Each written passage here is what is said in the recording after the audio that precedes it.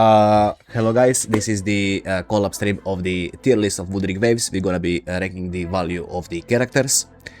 And then after that we're gonna be doing a separate tier list ranking the DPSs, which are the DPS best in the game. First of all, let's start with the introduction. I guess we can start with the Dwark, since he's always, yapping a lot. So Dwark, you can introduce Hey, what do you mean I'm yourself. yapping a lot? Well, hello Stone Shed and hello Jules Shed. I am Dogon and I usually do account reviews. Well, pretty much almost every Monday to Friday. So if you see some of your friends' account on my channel, yeah, they've been through an account review. So if you need an account review, well, drop by in the stream and sign up. Yes, sign up in the Discord link. Beautiful. Well, if that is all you had to say, Jul, you can introduce yourself, I guess. Hey everyone. My name is Julius. I do a lot of endgame clears on my YouTube channel. I usually focus on doing the low budget clears. I've piloted like probably over 100 plus copium accounts. So my opinions and my placements are probably mostly going to be focused on like the free-to-play aspects. So yeah, that's it. Now the last is me. As you guys know me, I do some solo no hard runs on the YouTube. I do piloting for the other people, and of course I do account reviews for the people. I'm usually a chatty person, so that's all about me.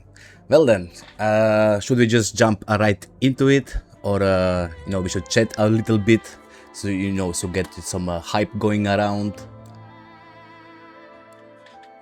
or we can just Son, can you share your the tier list that you're on the Discord? Yes. Yeah. Yes. So that we can have a more live feedback. Absolutely. Thank you. There you go. Can you see it? What was the quality that I shared? It's fine. It's HD quality. Should be fine. I can bump it up to 2K quality if you guys want. Nah. 2K is So over. good. So good. Well, how we gonna rank the characters is we're gonna start from 1.0 up to 3.4. Standard characters, I guess we can start with these standard characters, then to Jiyan and up to 3.4. So yeah, how should we name the tier list? S, A, B, C, D, or SS2? Because I think not one S rank is not enough for some of the characters. So like maybe double S sure. and triple S characters, right? Maybe just double S.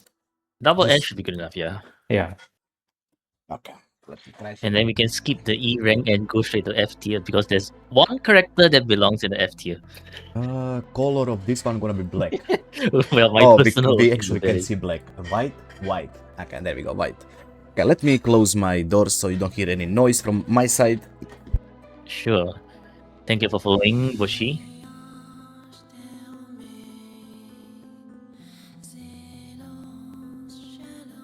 Put rate on SS, it looks good. Okay, since we are ready, the first and the best Glacio DPS until Carlotta, it's gonna be Lingyang. Hell nah. Hell nah. Hell nah. What do you mean? He was the best Glacio DPS until Carlotta. No. Hello, Mozilla. Mozilla. I'd actually take Sanhua. Hello, Itachi. Sanhua DPS over Lingyang. I would take the Yohu main DPS over Lingyang. Wait, Oh really? yeah, Jules and his Yoo-Hoo clears, the crazy Yoo-Hoo clears. Do you actually play main DPS Yohu, Jul? Yeah. On some of my videos, like you can actually use Yohu and Zhezhi. They're actually like buffing each other. So that team actually works. Can you get like 5k in the Matrix? Yeah, you can actually. Wow. Recently, Even released with the the video that Yoo-Hoo generic get buff. fighting. That's one character that I never played. So yeah, Fair I don't enough. know. Oh, thank you for following, Bochi. Okay, so Lingyang, in my opinion, actually let's start with Dvarg, how you should place him, and then we're gonna start with Julius. Lingyang straight down at the bottom. No, just straight down at the bottom. Got nothing else to say about Lingyang? No, okay. The fact that one of my so I have this thing called the custom challenge, right, which currently is not available because I have another pending. But yeah, I had to build Lingyang. Holy waste of tuners, holy waste of resources. No, no, No, no. okay. Got anything else to say about Lingyang except put him into the trash tier? Yes. Okay, Jul, got anything to add for the Lingyang since you are, free to play and you play with the free to play characters? I don't really put him in my free to play roster, to be Oh honest. wait, really? So yeah, I don't even know how to play him. Also, I think before we get into too deep into the tier list, maybe we need to clarify that we're ranking this character based Value. on RC0. Yes. This is everything S is 0 because most of the people are S0 R1 characters. I mean, player base. So, I mean, I don't know. Do you guys ever played with S6 characters? Not really, not that much. S6 characters are rare. Yeah. So are we also considering the standard characters to be like at least below RC1, RC2, maybe? I think standard characters can be up to like I guess S3, right? Because as long as you played the game enough, you certainly should have some maybe like S1, S2, or even S3. Okay. If it is below RC3, then yeah, Lingyang like straight up D tier. No question. We just gonna do the S0 so most people can relate, but we all know that the sequence is just gonna bump them up even more. So what is really important is the character kits, I think, right? And how the multiplier works, because we all know that 1.0 characters multiplier is lower than the 2.0 multipliers of the characters in the kit. So they're never gonna win, even if the for example, if you compare S6 Changli to S2 Augusta gonna win, right? So like what we're talking about, right? But yeah, so this is a tier list of the value character on S0R1. And yeah, we can continue and put the Lingyang into the trash tier list, right? Yes. No objection. We all agree on this one. Resounding yes on that one. Okay, then of course we got the Aura Farmer, so-called calculator. I feel like he can be B tier for me. I've never really played calculator, right? But I've seen some pretty insane quick swapping and some 3-death messenger attacks that people can do with him. So yeah, I feel like he can belong to the solid B. What's your opinion, Jul? I would agree putting him on B because he's a character with a really high skill ceiling for me. And also, since he is actually like a character that scales off of like liberation damage, he can actually benefit a lot from the wheelchair team, the Mornye and Lynae team. So I think just by that fact alone, yeah, he is like definitely way above Lingyang. I wouldn't mind putting him in B, to be honest. I mean, for me, I actually did build a calculator and I was playing him on the Lupa, a signature weapon. He was actually doing okay. He was even clearing the tower with Lynae, of course, but so I don't see him as a bad character like Lingyang. So for me, he would be like C tier because he's actually hard to play. I feel like you either take damage or you commit to the attack because he's not very good in the holograms, for example, because you either need to commit to his combo or you just take damage and die. That's how I see it. You guys know that I'm mostly, a hologram player, right? So that all depends on the perspective where you look at it. If you just ranking, TOA, Whimpering, and Matrix, where you are allowed to get hit and continue your combo, he's awesome, right? Because you can just heal up and continue your combo. But in the holograms, for example, you can't allow to get hit. So that's the one thing. I would just drop his ranking by 1 from the B tier list, as Jules said, because I do agree with Jules here that his ceiling is kind of, if you learn how to play him, he's actually, good. But still, again, not in all the content. So I don't know how we should rate him. You said D, I said C, and Jules said B. So how we gonna B for calculator? B? Okay. Yeah, B for calculator. Yeah. And then we got the little girl, also called Encore. Dvark can take it away. She's your main. No, she's not. I think you can go first, Stone, because fusion is right up your alley. I mean, I am a fusion main, but I never played Encore. I don't play little girls. I don't like playing with little boys and girls. So I actually never played. I mean, I did play with Encore on the piloting, accounts and stuff like that. But I feel like she's bad. I don't know. You miss, for example, if you miss the outro, you don't have enough ER to make the rotation, for example. Her attacks are kind of weird and clunky. That's how I feel, but never really got into her playing a lot, so I don't know. For me, definitely like C tier.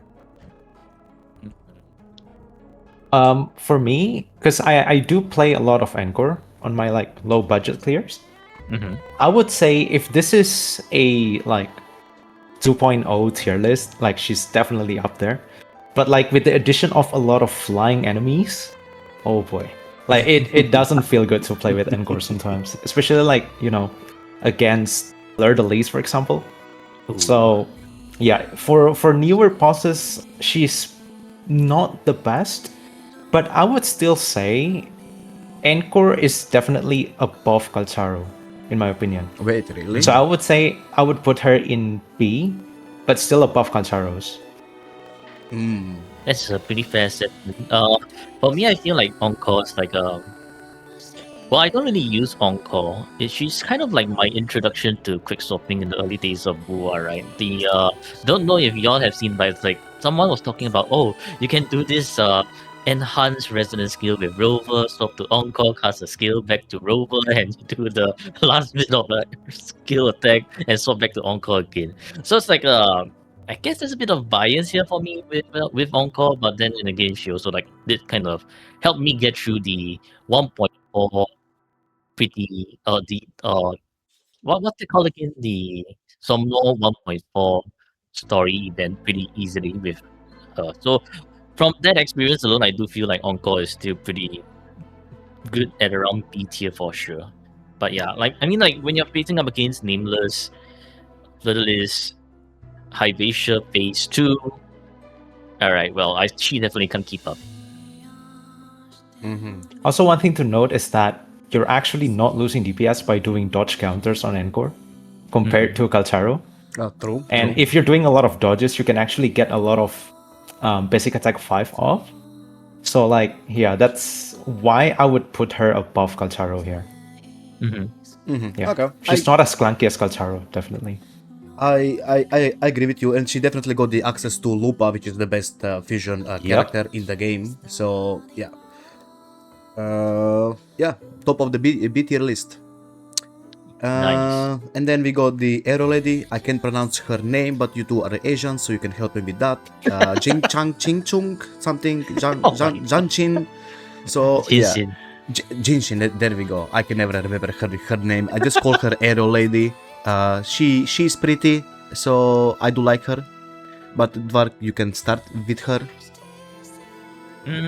I feel like I don't really use her that much, simply because, well, for me, she literally arrived in my account like just December last year.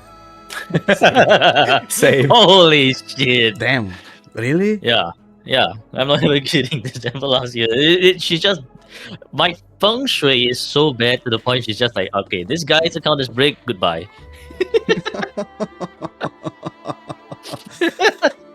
Well, So I mean, but I like, if you have her at S2 with Makato, I do think it should be like around like a somewhere between A and B for buffing. But if not, I feel like she's also belonging to the B tier for the liberation buffing. Yeah. Jul. Like in my experience, the only time I've got to use Jianxin is your character like if your character does not have Lynae or like does not have any other resonance liberation buffer. So people only build her because they don't have other option, right? I feel like that's the situation with Jianxin here. So if your account does have like Lynae or Lucilla for your Ameth and Yugi, I don't think you can. I don't think you need to build her at all. Fair point. Fair point. Yeah, I would put her maybe like in bottom B or even C. Anything else to add to that? You guys the pigeons in, Well, I guess now you guys have something to add, guys? I do. So for me, right, I did manage to use a Iuno and Shorekeeper and Jianxin team once, right? It was quite difficult to get 5k in the matrix with that team compared to using like I guess Alto. Granted, I mean I guess Jinhsi was like S1 or S0 with Makato, while Alto had Cadenza. So it's like I guess they are kind of roughly doing the same, right? The thing is that I found it a lot easier to use Alto compared to Jinhsi below S2. So in That's fact, surprising. yeah, I'm not even kidding. I was able to get 5k quite easily with Jianxin, Shorekeeper, and Alto compared to Shorekeeper and Alto compared to Shorekeeper and Jianxin. Yeah, like actually crazy. I got a lot to say about the. How did you say Jianxin? Jianxin, like Jin- Jianxin. Jinxian. Yeah. I use her since pretty much not day one, but like week one in the Wuthering Waves, and she was always built on my account. So, she, in my opinion, she's actually fine. She's not doing any damage, like whatsoever. She's doing 0 damage. Her CC is pretty. It's okay. Her CC, the getting the mobs in the middle and stuff like that. But I always view her as a valuable character. The simple reason is, for me, I was playing her since pretty much day one, and I was always using her until, as Julius said, until I got Lynae, basically. I was still using in 2.0 Arrow Lady with a lot of characters. And you get her on the Makaroto, on the Moonlit, and of course S2 helps a lot, right? We all know that. But she's definitely not doing any damage. That's, because she's a standard character. But in terms of how she's buffing your character, and I think she's pretty fast on if you get her on Makaroto 5 and S2, then she become super fast character for the rotation. She's definitely useful if you are, free to play, you don't have Lynae and stuff like that, I guess, but still, you got Lynae, you got Yinlin, for example, better options to take than, of course, Arrow Lady. So, but still, I would put her like C tier, just because, she can buff, but not damage. Basically, she's just there to buff your main DPS, that's how I view her. But still, overall, in my opinion, okay-ish character, since she's old, like two years. So yeah, definitely like C tier. She still has some uses. So Yeah, C tier exactly. C tier is fair. Yeah. And then of course we got Verina. Whoever wants to start first can start first. I think it's time for Jules to start first. I've been starting. Now, is the Verina RC2 here? I mean, we can talk about RC2, but A0, I guess. Yeah, even RC0, Yeah, I'd put her at S rank, I think. S rank, okay. Yeah. Because like with these healers, we need to keep in mind that they do have 2 figure on Matrix. So yeah, I would say just by default, they already have higher value. So yeah, I would put her at S tier. Fair. Yep, agree. Nothing else to add? No, I mean Verina's just good. She's just that good. Yeah. I mean, so I guess I will add something to that. You start with, if you're a new player, you start with the beginner banner. You always want to pull Verina first. Obvious reasons, she's a universal support, and she will help you a lot with clearing endgame content. So definitely still after these 2 years, she's still being valued highly in the top ranking, just because he applies the attack buff on her kit, and she applies healing and universal what was it called, amplification, right? And then she got the set. So definitely, honestly, I would even put her at SS, me personally, but I'm biased towards the supports in the game. I always rank supports higher than the DPSs in the game, because the lifespan of the supports is usually higher than the lifespan of the DPSs, which can get poverted by like a patch, unlike the support. But if you both agree to SS, I'll put her to S. Sorry, I'll put her to S. But in my biased opinion, she's still SS rank just because she's fast. Implies ton shit of buffs. That's my biased opinion. But as I said, I value supports highly. That's me. I feel like SS should be reserved for those who are like really top of the tier, right? Yeah. Like Shorekeeper is guaranteed SS for sure. I mean, if I put my Verina on right now on S4, my Verina right now S4, for example, in the R5 variation, and I put her in the team with Lucy or with still what was her name, Jinhsi, she's fucking good, right? She's fucking good. So that all depends even on the sequences and stuff. But we are rating S0. Verina is still good. Yeah. Next character we got the Forgotten Boy, Jiyan. No, no, that's not Forgotten Boy. Forgotten Boy Jiyan. Okay. What's your opinion, guys, on the Jiyan 1.0 character? Rose has something to say about that. I mean, not gonna lie though, for the first ever limited character in the game, like he can still deal decent enough damage.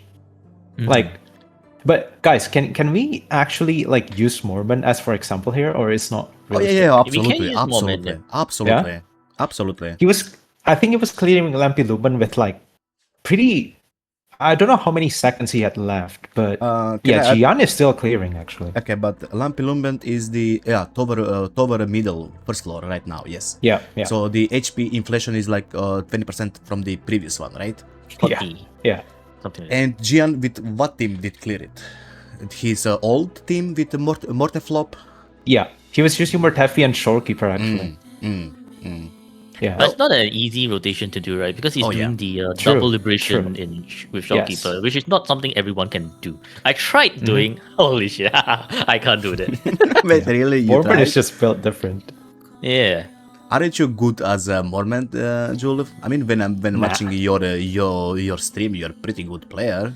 He is a different level. He's different level. It's a different breed. Different level. But that's the thing, right? That's why I say Mormon is my teacher, right? Because I learned the Hyuki rotations from watching him. I see. Well, that's fine. But since the topic is about value, would you want to recommend your players to pull Jiyan though? Like, I don't think so. Not really. I don't think so. Yeah. I would put him maybe in high B. I mean, I can touch on that, I guess, because the best premium team right now for Jiyan, unless you wanna sweat like the Mormon, the YouTube, it would be Ciaccona and Iuno, right? But if you got Ciaccona, you would put her in the Flordes team, and if you got Iuno, you would actually play Iuno as a main DPS, or you would play Iuno with Augusta, because Iuno will, as a main DPS will score you highly score than Jiyan could ever, right? Yep. So I don't know, where would you place him, Julius? I would be happy to put him in like high B. Yeah, definitely above Encore. Definitely. Varg, do you have any opinion of the Jiyan? My opinion of Jiyan, good unit. Too bad he can't catch up with the times. So yeah, TIERLIST, high D for sure. High D. Yeah, high B. Like B. He can B, not D, B for boy. Yes, the forgotten boy. Okay. I kinda agree with that, even though I kinda don't like Jiyan. Yesterday I was actually showing Jiyan gameplay. I will upload short soon. You guys can see his gameplay, and you only need a mouse to play Jiyan, right?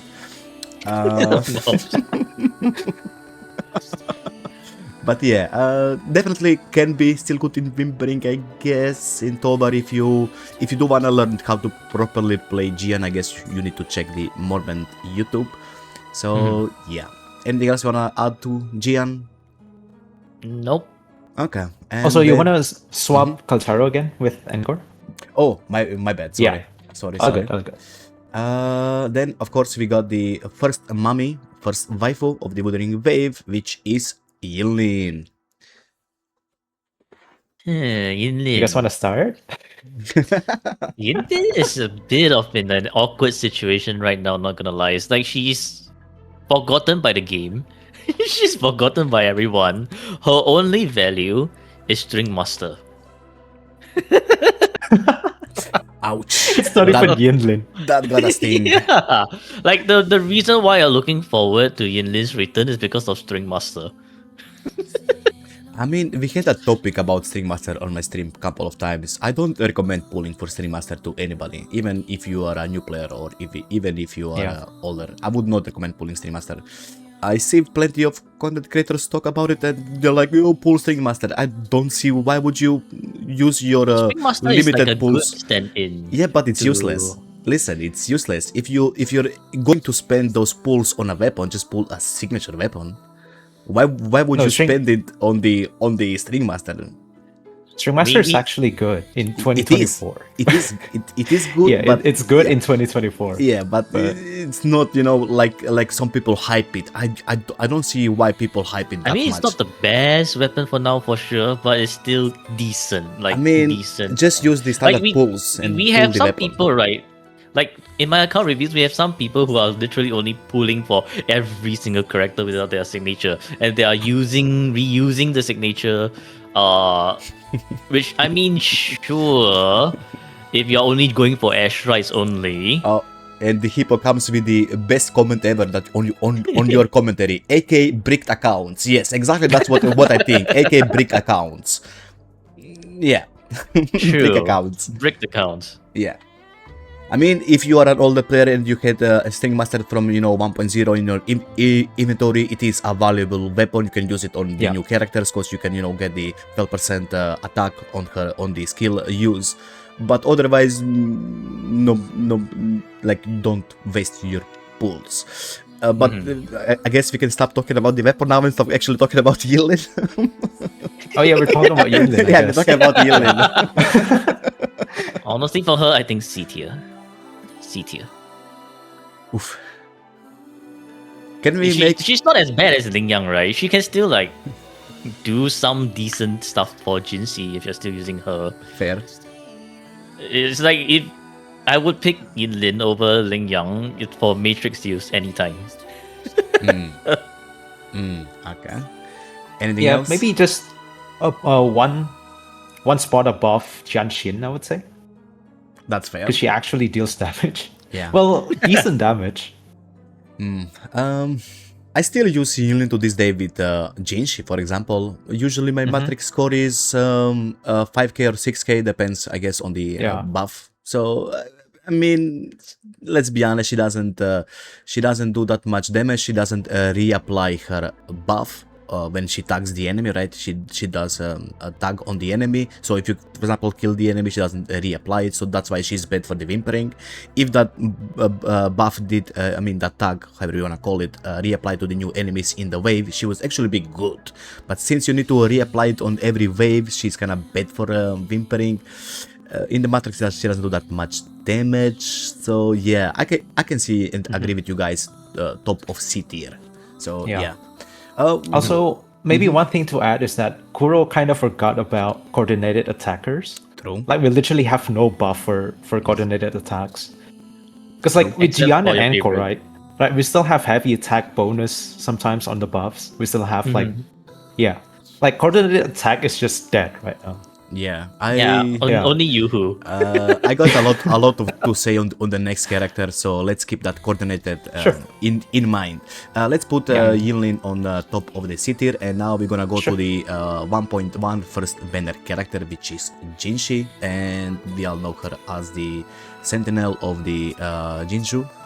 Did I pronounce that right? Jinju? Who? Jinju? The Jinhsi? city? You mean Jinhsi? No, Jinju. What? City. Wait, who? Oh, Chinchou. Chinchou, there you Chinchou. go. Yeah. Sorry, Chinchou. I'm not Asian. I'm like, wait, who's Jinju? Chinchou. I'm trying my best. I'm trying my best. Yeah. Well, should I start first or should you guys? Up to Sure, you. you can start first. Sure, man. On my account, Jinhsi was actually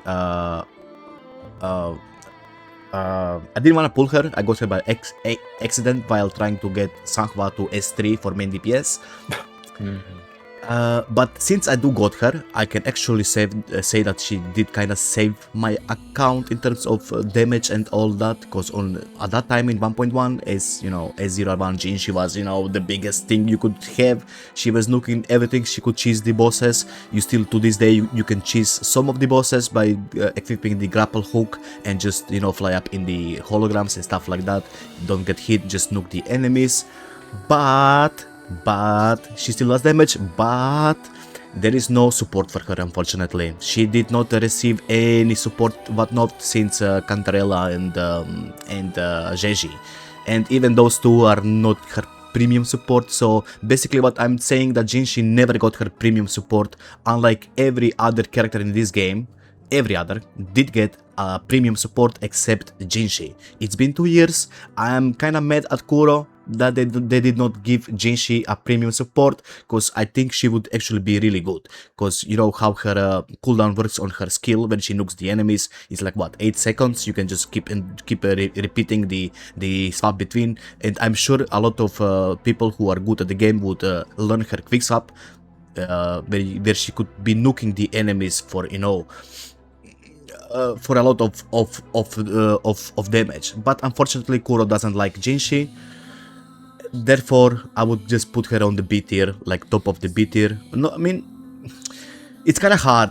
Me personally, I would put her like A tier. But I know she's not, because if you're looking at the value of her, it's you don't wanna pull her basically, because she's kind of useless. You would rather pull any new DPS, basically. There is no coordinated buffers, no support for her. She is forgotten, unfortunately. Still cool characters, cool animations, pull value, valuable, like B tier. Top of B tier. Yeah, I would agree. See, for me, I still use her in the Matrix, right? And I use her with the Super F2P team, which is Verina and Wenwu. She still gets me pretty good 5k score. So it's like she's alright. It's just, yeah, I don't say it, a pity that she never has a dedicated support. And Second Awakening, I thought, wait, is Jinhsi in the Second Awakening already? Yes, Pretty sure, right? Because after the Jue is the Jue arc is Second Awakening. Yeah, she so overclocked. no Abby, no Second Awakening. If you're hoping, there's probably only a Third Awakening somehow, some way. But yeah, I feel like Jinhsi would probably be because of the lack of supports, I will put her in the low B tier instead. Low B tier. I'll put her maybe in the middle of the B tier. So Jiyan is I would say above she's her. still above like Calcharo at least. Yeah. So Yeah. like this between Calcharo and Encore. Yeah. Yeah, pretty similar. That, Vargon, you said you played a lot of Jinhsi, right? that hurts my heart. I played my own Jinhsi. She's able to get 5k in Matrix, like with Yuanwu and Verina. So she's like she's okay. Yeah, Honestly, how many times do you have to? Oh, sorry. No, go on. Sorry. Yeah, how many times do you have to restart because you're missing your crits? Honestly, this time round not as much, right? Probably only Not like as 3 much. times. Yeah. So I it's feel not- like. Yeah, go ahead. Continue. I'm just. No, it's okay. It's okay. I'm Go just ahead, thinking inside my head that I don't agree with this ranking of Jinhsi. It hurts my fucking heart. I still think that that Jinhsi can be a lower tier than the Jiyan. I'm sorry. Even if Jinhsi is played with Verina and I don't know who, she can still score more than Jiyan. But we also need to think about it in like if Mornye can get 10k, right? But it's like Jinhsi, I think at best you're pushing maybe like But- 7k with. But we are talking. Such- I mean, how many players are in this world like Mormon, for And example? also we have to think about Whimpering Waste as well. Does Jinhsi have Yeah. like the Oh, grouping capabilities? I don't she's think actually so, man. fine there with Changli. I Back, think- crit back, miss, though? back in my day, I was playing Changli and Jinhsi yeah, in the back Whimpering. in the day. 20 years ago. hey. It's not 2024 already. No, my Jinhsi. My Mlemshi. My Mlemshi. Well, I mean, I don't agree with you putting her behind Jiyan, but if you guys both agree, we're gonna leave her here. Yeah. Because for me, Yeah. like, just one thing to add is probably like if you're a new player and you're getting Jinhsi, Like you're not gonna have any like Yeah, characters don't. that Basically can actually don't. go well with Jinhsi. Yeah. Yeah. Yeah. Just don't pull her unless you like her visual and Yeah. character. Don't pull her meta wise. Okay, that's all we got to say about Jianxin. And now the best character. And can you guys tell me why she's an SS rank? That's stone bias for you right there. I guess I'm gonna go last. I wanna hear your opinion, guys, first on my favorite Wuthering Waves waifu and my favorite character ever in any game. Yeah, Go on. Changli best. No questions asked. No, I'm just kidding. For me, I feel like Changli is still a pretty good like burst support nowadays. Just that she's not doing as much damage as the newer cast of resonators, right? But she's still a pretty solid pick, especially if you're still using like the OG mono fusion. Yeah. And the skill ceiling with Changli is like if you know how to quick swap with her, you can increase your DPS by quite a bit. So I do think that she's definitely, if you're only doing hyper carry Changli, probably A. If you're doing quick swaps, high A, close to S, but not enough for now. For me, like her value definitely increases if you do have Lupa in the roster. Like you can just use Changli and Lupa, and you can literally just put like whatever fusion character as the main DPS, right? You can put Galbrena there. You can use Amit even, because like Changli actually buffs Amit's resistance liberation damage, right? So for a 1.2 character, like they actually cooked really hard with this character, man. Like, yeah, Changli is a really well made character. Yeah, as Dwargon said, really high skilling character as well. So many things that you can do with Changli, actually. I would agree putting her in like A tier, to be honest. By the way, Jul, I just noticed you don't have the shared chat enabled. Oh, really? Yeah, because I was just checking because I was confused. It's like not anybody speaking from your chat. I was confused just seeing me and Dwargon Oh, chat. Juice chat is not enabled. Yeah, share chat not enabled. So can you Hold on. check that so we can actually see what other people say on your chat? Because I was confused. Like I'm looking at the chat and see only Dwarg. Oh, join the share Let's chat. go. Okay, join the share chat. Join the share There chat. we go. Welcome, Julius. Guys, we are starting this collab right Hey, now guys. with Julius coming. What's up? I mean, not wrong, right? We just started, right? The version 1 not too important. yeah. This is our Ladies streamer. and gentlemen, this is our streamer. Welcome, guys, to the share chat. Welcome. Yep, welcome. So where did you stop? Sorry to interrupt you. You were saying No, some no My nice thing. favorite.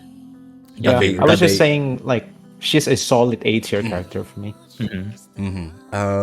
Anything else you wanna add to that?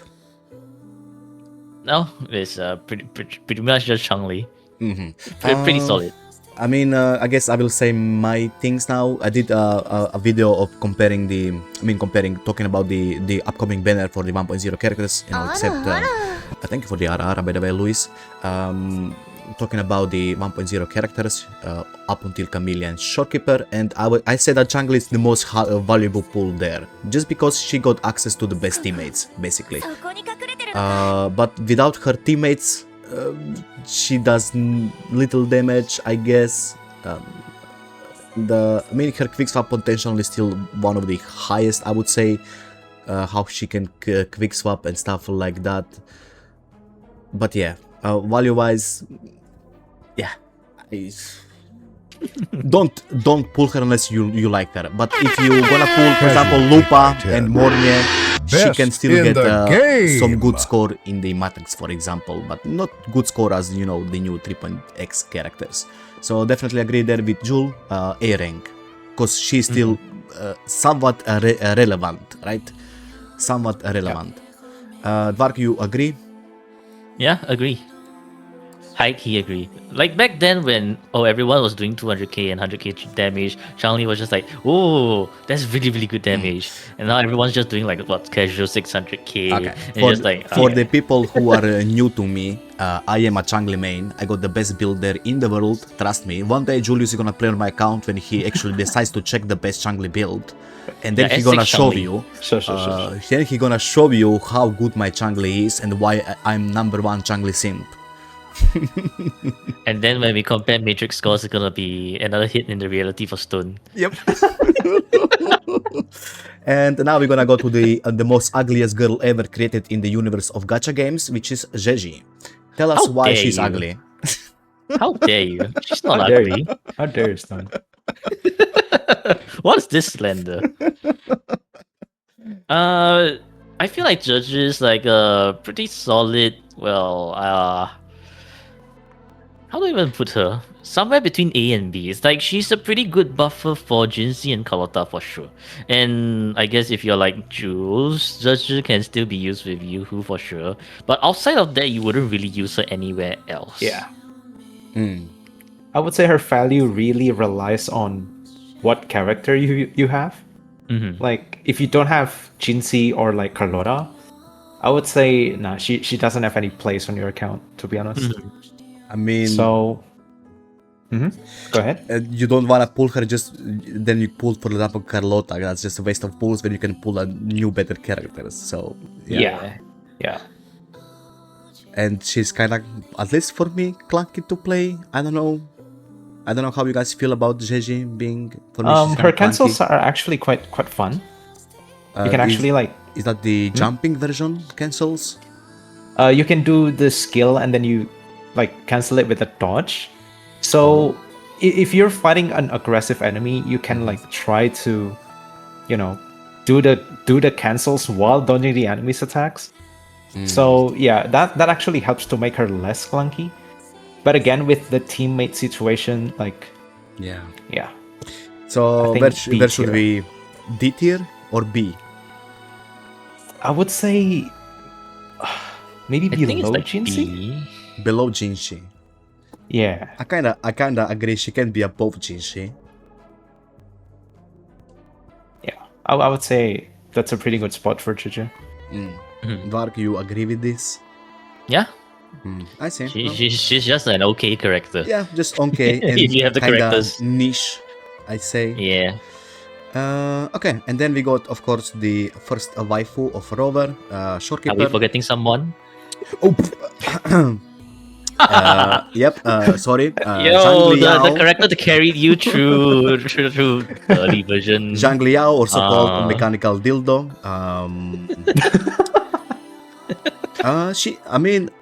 Honestly, he was really helpful to me in 1.2. I did build him and I did use him. He was helpful. He did clear my content. But since I pulled more characters, I never play him. Basically, he's now kind of bad, right? I don't know. I don't see much value in him. He kind of got revived with Lynae, but still, do you wanna use Lynae on him? That's another topic. Do you really wanna use Lynae on him, or you just play him with Yinlin and get nothing out of it? I would I was rather actually. use Iuno. Oh, go ahead. Go ahead. No, I just wanted to Hi, say that I Naxer. would rather use Iuno. That's it. Yeah, that's true. But yeah, I was doing a lot of Xiangli Yao runs for the low budget one because he's free, right? I think we need to keep in mind that he's free. No, not anymore. He was free. Yeah, he was free. Yeah. I was using teammates like Xiangli Yao Sanhua and Xiangli Yao Yangyang, and we still managed to get like 5,000 points, even with like pretty copium teams there. Okay. But I wouldn't still say that he's a good pull, especially if you're a newer player. I would put him in B, to be honest. Yeah, somewhere in B. I would say maybe higher than. What do you guys say about putting him higher than Jiyan? I feel like if you know how to quick swap, it will be higher than Jiyan for sure. Like his ability to slow certain enemies does kind of Yeah. help a bit. And he's not as And then hard to he's- play as Jiyan, right? Yeah. Yeah. So above GM. Mhm. Okay.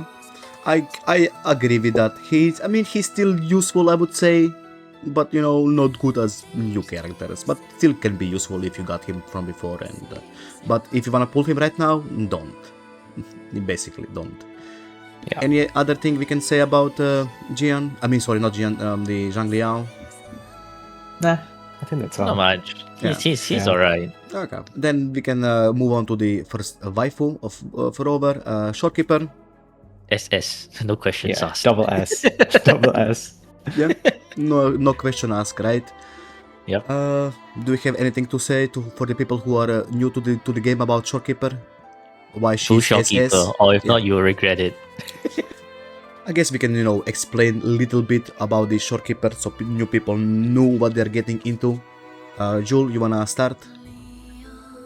I feel like what a lot of people are like not considering when you're comparing Shorekeeper to, let's say, Mornye, because there were a lot of comparison between these two characters, right? I still feel like the crit rate boost on Shorekeeper is very valuable. It's very valuable. I got 'Cause, a counterpoint to that though. Every new DPS got 100% crit rate, so Shorekeeper Yeah, is not, that's the is, thing, is, right? is not That's the thing. needed. Yeah. Yeah, like there are teams where Mornye is just better because, like, let's say, which teams? Maybe like even just the Cyberpunk teams, they do have the crit rate boost as well on the Sonata set. But yeah, if you're playing like, I don't know, maybe like the older DPS, let's say Galbrena, you would still benefit a lot from bringing Shorekeeper. I got a counterpoint to that. You can still play Mornye, Lupa, and Galbrena and be better. Yeah, that's true. That's true. So, But yeah, that's I would say, like, if you don't have the best build, not everyone got like double crits on their Echo. I just feel like Mornye right now is better just because of the new DPSs are 100% and therefore the value of Shorekeeper kind of dropping. And if you're gonna talk about her AoE buffing, her AoE is kind of small, especially on A0. And we're talking about A0 Mornye, her AoE is pretty big, covers the whole field. Because how many times were you playing Shorekeeper and you exit her AoE area for the buffing? Yeah, especially with newer enemies, there is a lot of like really aggressive ones. Yes, right? yeah, they're Like flying out Reactor and Husk. yeah, Yeah. exactly. So, Yeah. in my eyes, maybe biased, but I think Mornye is above Shorekeeper in my eyes. For example, but we're not now talking about Mornye, we're talking about Shorekeeper. But still, again, she is definitely the character you need on your account. You just need her. Don't skip her. Just get her, right? Well, for me, I still bias Shorekeeper over Mornye simply because I cannot fucking crit fish. Exactly. Like Exactly. 99.9%. Yeah, no, I'm missing that crit. Yeah, no. I see. Well, anything else you wanna say about Shorekeeper? Except just pull her, don't break your account early on. And I think also it's like it depends on how you're using Shorekeeper, right? If hyper carry Shorekeeper, then I think Mornye might be better, especially for the newer units. But let's say if you're able to weave in a bit of Shorekeeper's attacks and concerto, so that when you intro into her, you just literally cast her Liberation skill and Echo and instantly swap to the next one. I think that's where Shorekeeper will shine more than Mornye, simply because Mornye, to access a full thing, you need to do like the her skill, her basic 1, 2, 3 in the air, then finally beep beep beep. We gotta wait for her to do a beep beep beep pew, and then after you cast the Liberation. I see. That's a bit of a time eater. Yep. Then we can move on to the most disappointing DPS ever. Hiya, washed. Camellya. I'm so sad about her because she's looking great. She's great, personality, great character. I love Camellya. Never pulled her, but I love Camellya. But the reason I never pulled Camellya, for example, is her gameplay. So let's talk about her gameplay, I guess, and where we would put her in the tier list. Dvark, you wanna start? Or Julius, whichever. You can start, Dwar. Okay, I do think she belongs in the B tier. It's just like she's still to this day she's okay, right? Like you can use her with Shorekeeper and Sanhua and can still get like 5k with her, assuming that you're using the double intro, because the hyper carry rotation will not cut it for Camellya now. The thing is that even when you're dodge countering with Camellya, it's not exactly damage loss either, because Yeah. number one, you're building Concerto, and number two, you're like still doing her dodge counter does quite a solid amount of damage as well. It's just but the problem is that because we have Phrolova now, right? So essentially, Kuro is trying to nerf Phrolova, and in the process kills Camellya. I was like, Good point. bro, what did Camellya do? Camellya can still clear side tower. Yes, she can. I tried to use her in the main tower for one, right? I mean, even she could Chixia can clear the barely side clear towers. it with against the 11p Lumen this time. Holy, it's just holy. But yeah, just solid B rank. I mean, that's the thing, because of the new bosses, her value kind of dropped. If, you know, the boss was just stationary and she could just hit it, it's fine. But that's the thing, I don't like Camellya, because every time you dodge, you lose DPS. I don't like that. I don't know what you guys feel about it. I just feel like her kit could be a little bit tweaked, reworked maybe, about her dodging. The dodge counter with Camellya is actually pretty good, right? Because Pretty you're good. actually doing Yes, quite I don't know. Yeah. I mean, I did not play her a 'Cause- lot, but that's how I feel. For me, like the thing with Camellya is, I don't know if I'm biased, but I love basic attackers. You know, since Camellya scales off basic attack, right? And one of her best teammates is Sanhua. Sanhua actually buffs her dodge counter by quite a lot. So if you're fighting aggressive enemies, she can actually like hit flying enemies pretty well as well on her, what do you call it, the red hair mode. Yeah, so she's actually pretty good. But yeah, I would still say she's at least B tier. I actually still Top prefer her of- in the of white the hair B mode. tier. Oh yeah, Is- for single targets, right? I white mean hair mode? mostly single targets, but it's like for aggressive bosses, like I guess Sentry, for example, the white hair is just allows you to actually spin towards wherever he's just flying around. Yeah, Meanwhile, yeah, the red yeah. hair, you're kind of like spinning and stationary. Yeah, the red hair is more like for whimpering waist kind of content. Yeah, where's Phrolova? They tried to nerf Phrolova and they killed the fucking red hair. Yeah. So her red hair is just what? But she's still usable, right? You can still. Yeah, she's still usable. yeah, Definitely because, still usable. She can still get 5k like For example, I got a chatter on my stream named Bazila, and he's clearing duo with Camellya and Roccia Tover, A0R1 character. So that still means that if you got the skill and if you rolled good her ecos, she can still definitely clear middle Tover. For example, even with the you know HP inflation, as long as you play good, right? So we are going to put her in the top of B tier. Or what? I would say high B. I don't know about top though. Honestly, I would even put her on the 8th tier, but you know, up to you guys. I think she'll be right below Xiangli Yao. Okay. Yeah, probably. Below Changli Yao? Like this? Yeah, Okay. above Jiyan. Better than Jian for sure. For sure. And then, we, of course, we got... where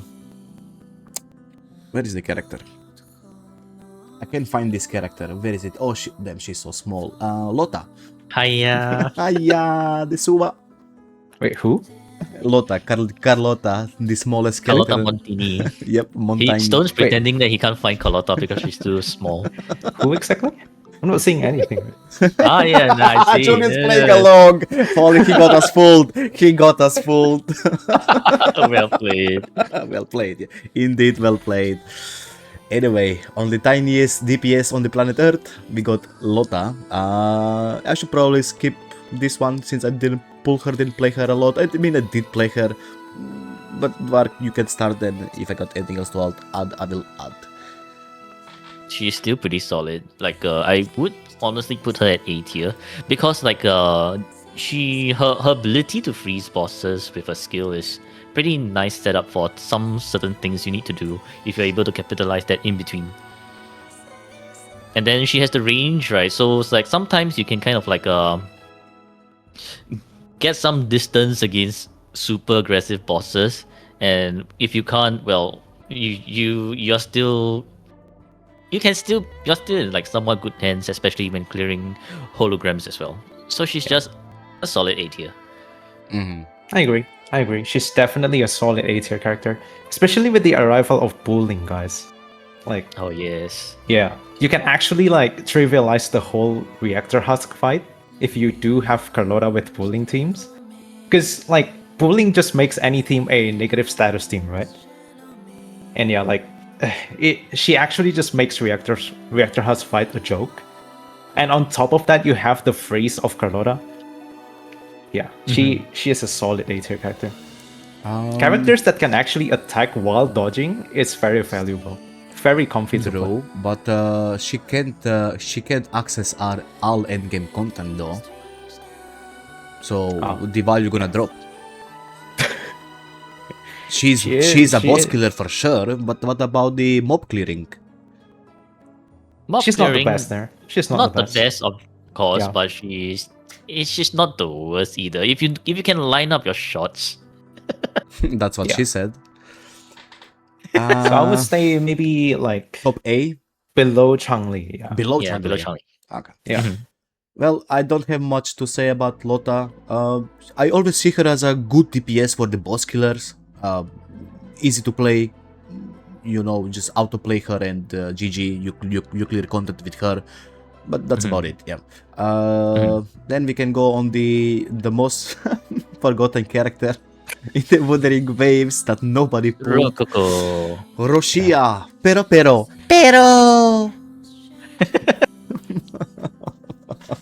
I do have this inside joke with my friends where we Oh. just call Roccia the tragic comedy. Oh. She's just, she's so sad. Well, the only value if pulling Roccia would be to your account. You can actually see Pero. I mean, this is out of topic, but I guess for S6, Rococo and Joyous, they are pulling her just for the fun factor of 10 or 11 bounces. I mean, That's sure, I about it. guess. Sure, I guess. But yeah, in the big 2026, like I don't see like any reason to pull Roccia at all. There was never a 'Cause, like, reason. Well, I mean, I guess like when we have when Camellya was on the top, Sanhua. like yeah, that is true. That is true. Only one word, Sanhua. Yeah, let's just put her in C tier, guys. Yeah, there is no reason to pull Pero. I mean, sure you can, but I don't know. And Yeah, and I her, like the her, good what value, about yeah. her damage, guys? Do you when you I guess you guys played her more than me. How do you feel about No, her, I her actually, damage? there are two characters I don't have, right? One is Rococo. The other one's Yinlin. Oh, okay. Those are the only two I Jewel, don't. you probably played her more than the rest of us, Jewel. I did play like some accounts that has Roccia. She can deal damage as long as she's not interrupted when doing her forte. But yeah, the problem is, you know, trying to not get interrupted is very hard, especially since because you're right. mid-air quite long, right? Does her S1 fix that? Probably, yeah. They just make the problem and then sell you the solution. That's every character though. So yeah. Yeah. So how would we rate Roccia, guys? Honestly, C tier. Yeah, C tier. Like, bottom? Miko saying you can run Phrolova team with Cantarella and Rococo, right? But then I can give you a counterpoint. Why not run Qiuyuan or even Lucilla? It's a much better option anyway. You can trigger more of Phrolova's Hecate attacks, and you also don't get interrupted as often. Well, not Qiuyuan, but Lucilla. Where should we put her? In the city list. Honestly, I would put her even like below Jianxin. Because like realistically, no one is pulling for Jianxin, right? She's just a character that you get accidentally. True. Yeah. So I would put her below Jianxin. Somebody did say you can run Phrolova with Cantarella Roccia, but it's as Dvark said, kind of useless. Just there is better teams than to pull Roccia and play with that team. Waste of pulls. Okay. Yeah, like you can, but should you? Yeah, exactly what Jules said. Should you? Yeah. I mean, if you have her, that's fine. You can play that team, but as a value pool in 2026, no. And now we got Phoebe Choopy. Oh, Phoebe. I guess Let the me try to not Julius. get biased there. Oh no, you absolutely can Yeah. get biased. That's fine. Me and Dvar gonna not get biased. Actually, I really like Phoebe. But so whoever wanna start first about Phoebe, why she's the saint of this game? She's the first. Is she the first negative status DPS actually? She is, right? No, Rover. Aside Rover, Well, then Rover he is is. first. Yeah, at the same time, right? At the same Yeah. time. No, Yeah. Phoebe was later. Robert was in 2.0. He got the Shorekeeper thingy where he applied Spectre. Oh yeah, I guess so. Yeah. Uh-huh.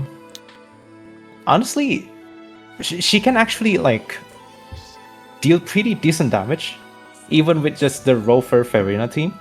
Like I've actually gotten like 7k,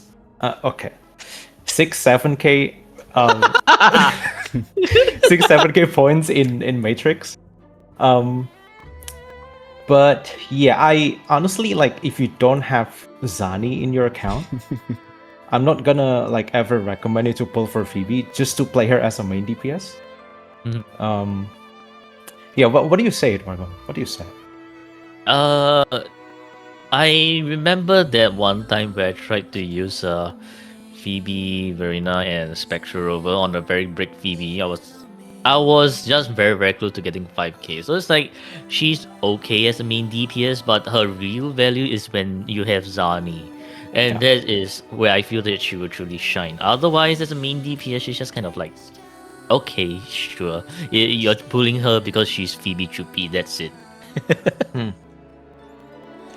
I would say maybe high B is fair. That's high praise. Because like, go ahead. No, Go go finish your sentence. Sorry.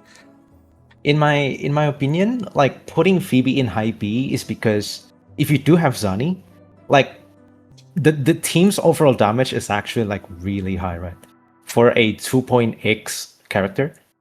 But if you don't, then yeah, you can only just use like Phoebe main DPS teams, which is honestly like I would say still. Actually, just because of that two reasons alone, I would put her like at least above Camellya. Do you really wanna hear my opinion? Are you sure, guys? Yeah. Are you Please, ready for please, this one? please. Okay, first I'm gonna start with the backstory. For the Okay. 2.0 characters, the only character that I actually wanted to pull was Phoebe, right? I didn't care what she is. I love Phoebe to the bottom of my heart. She's Phoebe Chupi. She's my saint of Wuthering Waves. I love Phoebe. But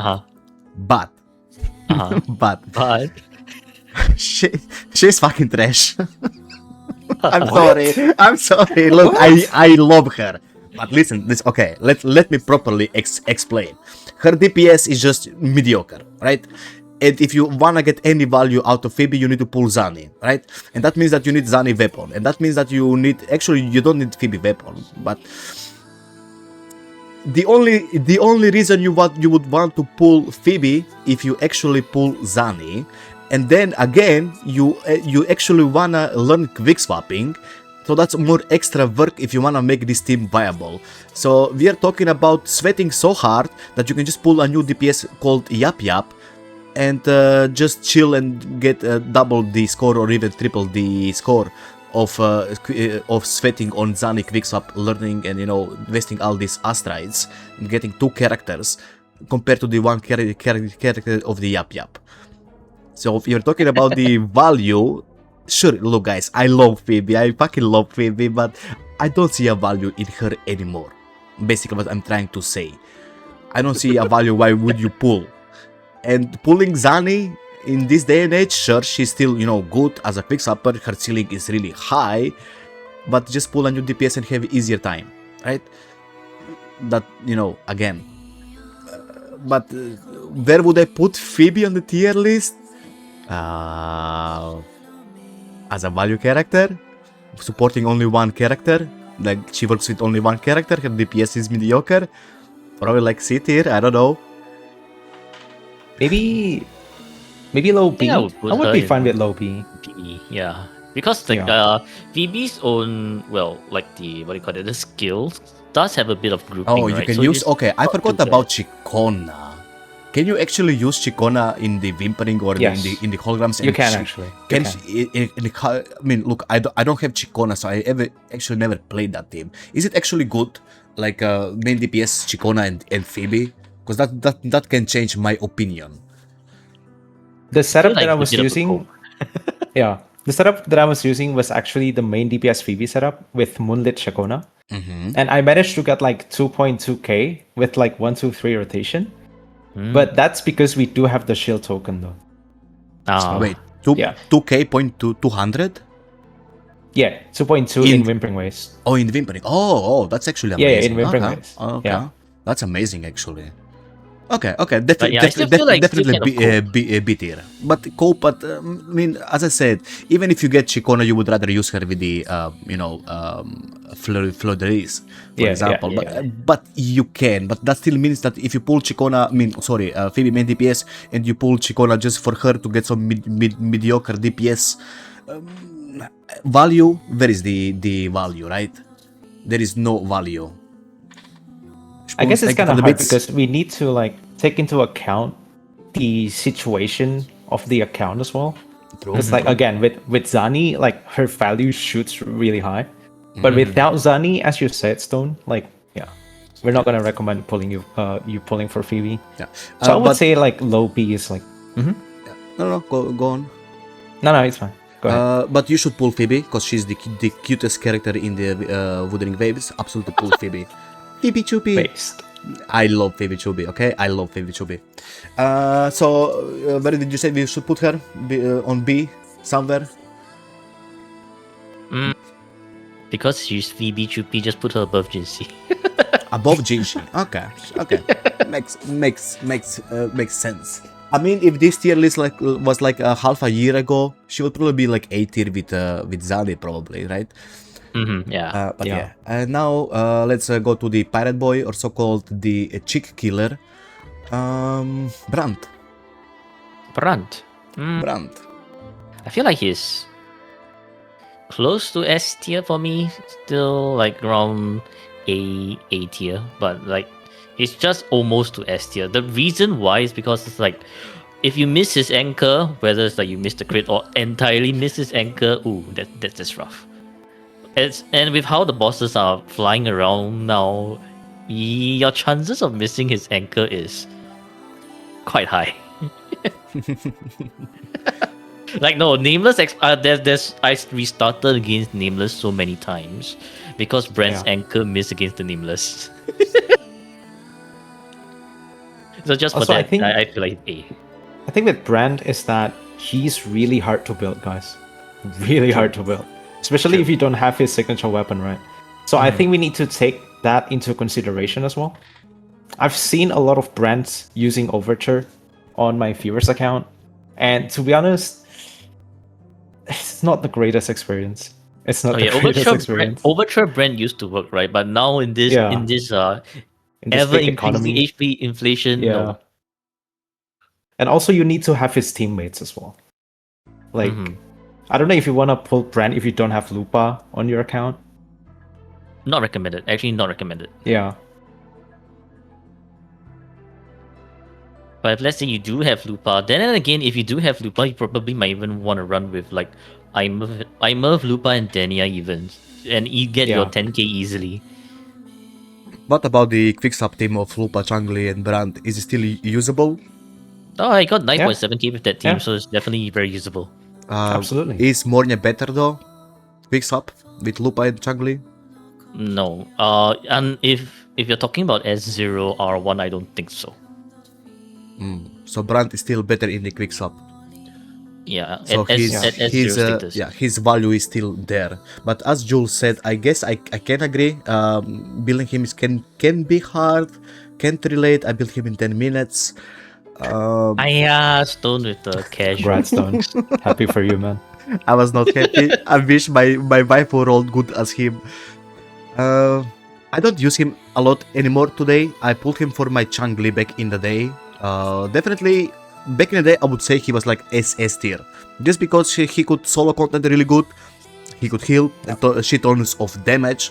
But, I don't know.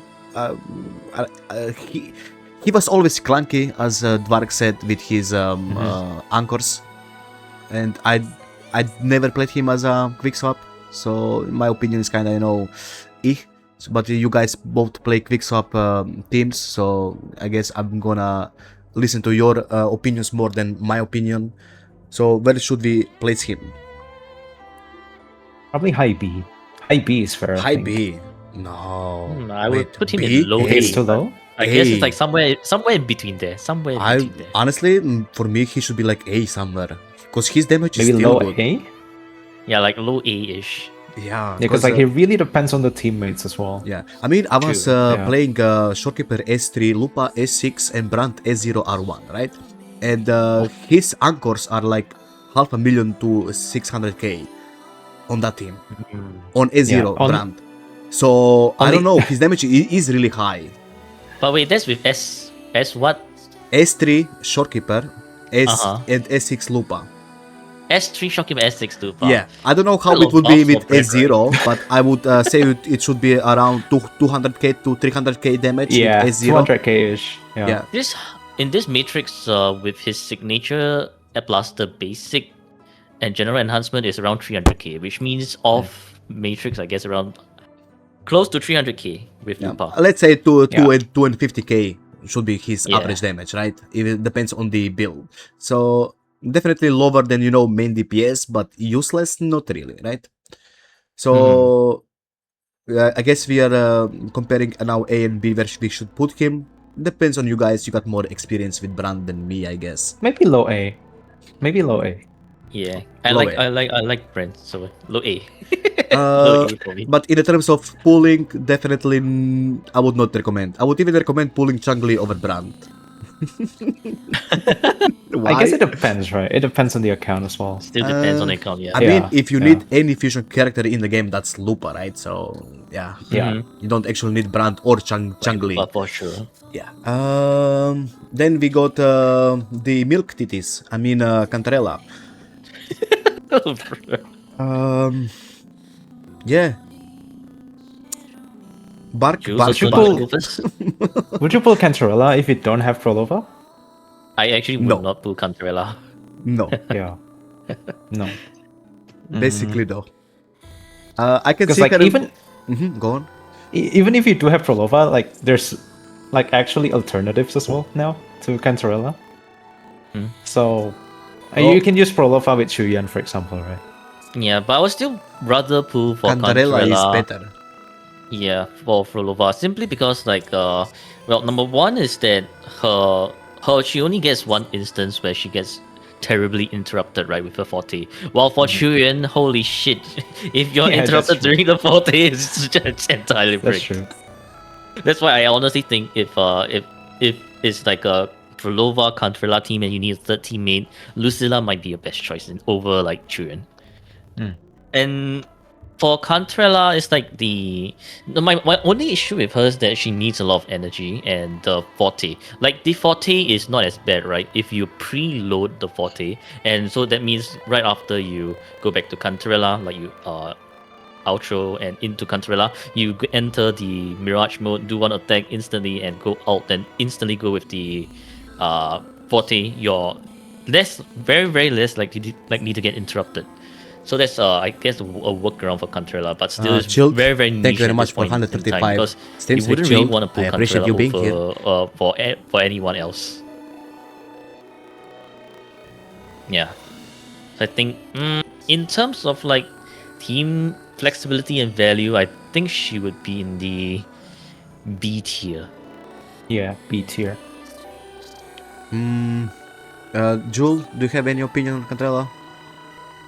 I was trying to compare between Cantarella and Phoebe, because like if you don't have Phrolova, would you pull for Cantarella? Right? It's pretty similar to like with Phoebe and Zani situations. Mm-hmm. But the difference is, I guess, like if you only have Cantarella without Phrolova, like are you gonna run like main DPS Cantarella? No, Like, absolutely not. Yeah, no, absolutely not. So But you could run something like Cantarella. I can and actually argue with Carlotta. both of you here, guys, on the Mhm. Cantarella, because I got this guy who built all his character. His name is Bazilla, one of my viewers and my friend, and he min max pretty much every character, right? And he actually min max Cantarella, and I was testing her as a main DPS, as a sub DPS for various characters, and I can definitely say that she does shit on of damage. And her value in pulling nowadays not that high as before, because you could play her with Jinhsi, Changli, Phrolova. She's a skill-based buffer, but her damage is really high. She can easily fall off the flying enemies in her siren form, and her CC is good too. She can slow enemies and drop them around, right?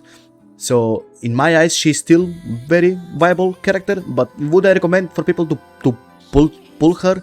Not really, but she is good if you build her, of course. But you need to build her. So I'm not talking about 2 out of 5 ecos, crit rate and crit damage, and like, oh yep, she's built. I'm talking about min maxing her, and then you actually see the true potential of her damage, which is actually good. Her damage is actually good when you invest in her, but that's a Then task. most people wouldn't have a min-max Exactly. Most people would not min-max Cantarella. Also, But if besides you the do, problem, right? The main DPS Cantarella wouldn't work, right? Like sub DPS, sure, she has a lot of users. She can go with Carlotta, she can go with Changli, any resonance and skill enjoyers. But main DPS wouldn't work simply because of Mirage does have a cooldown, right? Of either 16 or 20 seconds. So that is like a kind of, in a way, it kind of gives Cantarella another additional ceiling. Yeah, it's kind of like how Lynae, if she didn't have a visual impact 25-second cooldown, then she would work really well as a DPS, right? But because she has that 25-second cooldown for her big forte I damage. see. I see. Caps. Caps out. Makes sense. Do we have anything else to say about the Cantarella, guys? If not, where should we place her? I would say if you do have Phrolova, probably like low A or high B. If you do have Phrolova though. But if you don't, probably B. Yeah. So that means it ranges around B, right? Which I would still put her above Phoebe, for example. Above Phoebe for sure, because she has a lot more users. And even above Encore and Jiyan. Me personally, but you guys decide. Yeah, I'll be okay with Encore and Jiyan, yeah. So something like here besides Camellya. And also besides in my healing resonators account, right, before all the HP inflation got a bit too crazy, I actually did manage to clear Viva with Havoc Rover and Cantarella. So it's not too bad. Yeah. It's just not too bad. And here is the stage for Julius. Yes, take it. We're gonna let him talk. We're not gonna say anything about this character. I don't wanna get on the bad side of Julius talking shit about his favorite character. Yeah, Julius, take the stage and tell us everything you love about Zani and everything your bias. I'm gonna try my best to stay as unbiased as possible here. Go full bias. I would love to hear your opinion on this. Full bias. You want me to go full bias? Yes, full bias. Holy glazing. Glaze, please go. If you do have Phoebe and you are willing to learn her rotation and you can actually execute it, she's perfectly in S tier for me. Because I was doing some runs on the Hazard one. I was doing Zani, Phoebe, and Spectre over team. Everyone was S0 R1, and we managed to beat Hazard 1 in under 1 minute. And I wasn't even retrying my runs or something. It was 2-3 attempts, and we got it in under 1. So Zani in under the right hand, under the right condition, she can be a monster. But yeah, heavy emphasis on the right condition. Because again, you need Phoebe, you need to have a really good understanding of the character skit. Yeah, she has a lot of restrictions. Because if you don't have Phoebe, then her value drops quite a lot actually, quite a lot. And when I say a lot, it's B tier character, right? Yeah. Now, would I recommend newer players to pull for Zani though?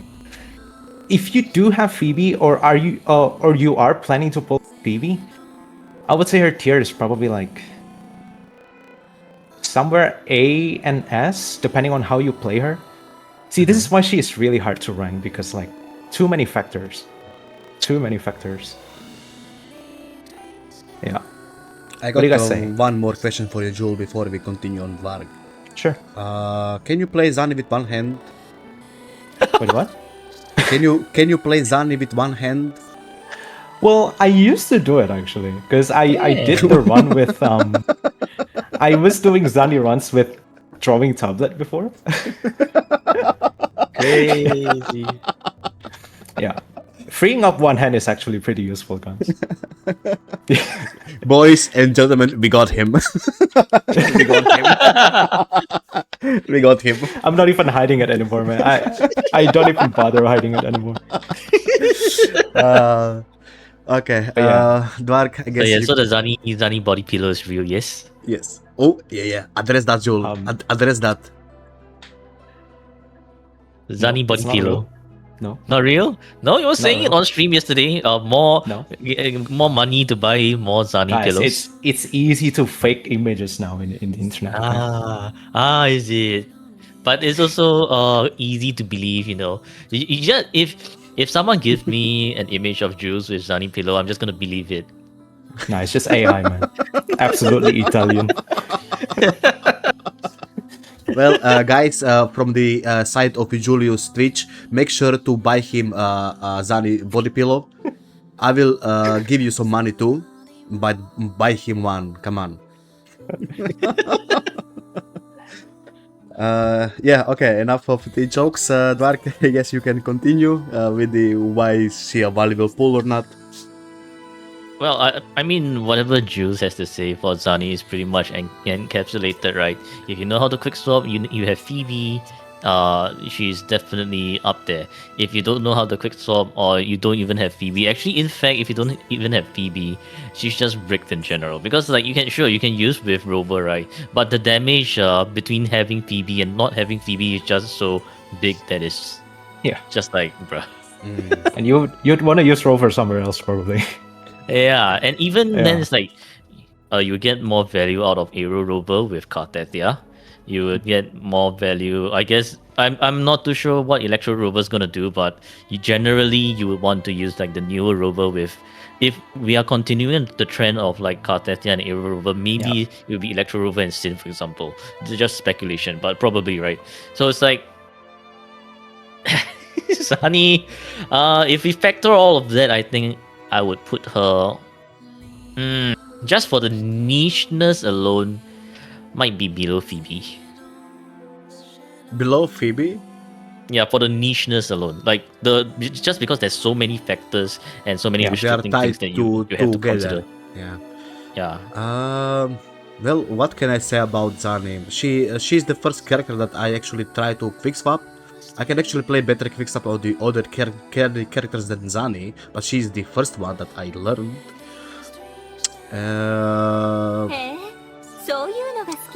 Ultra, thank you for the sub. Calcharo deserves more? No, he doesn't. I don't know. I see Phoebe and Zani tied together basically. So value, you need to waste a lot of pulls, right? In the value department. But again, this is a big but.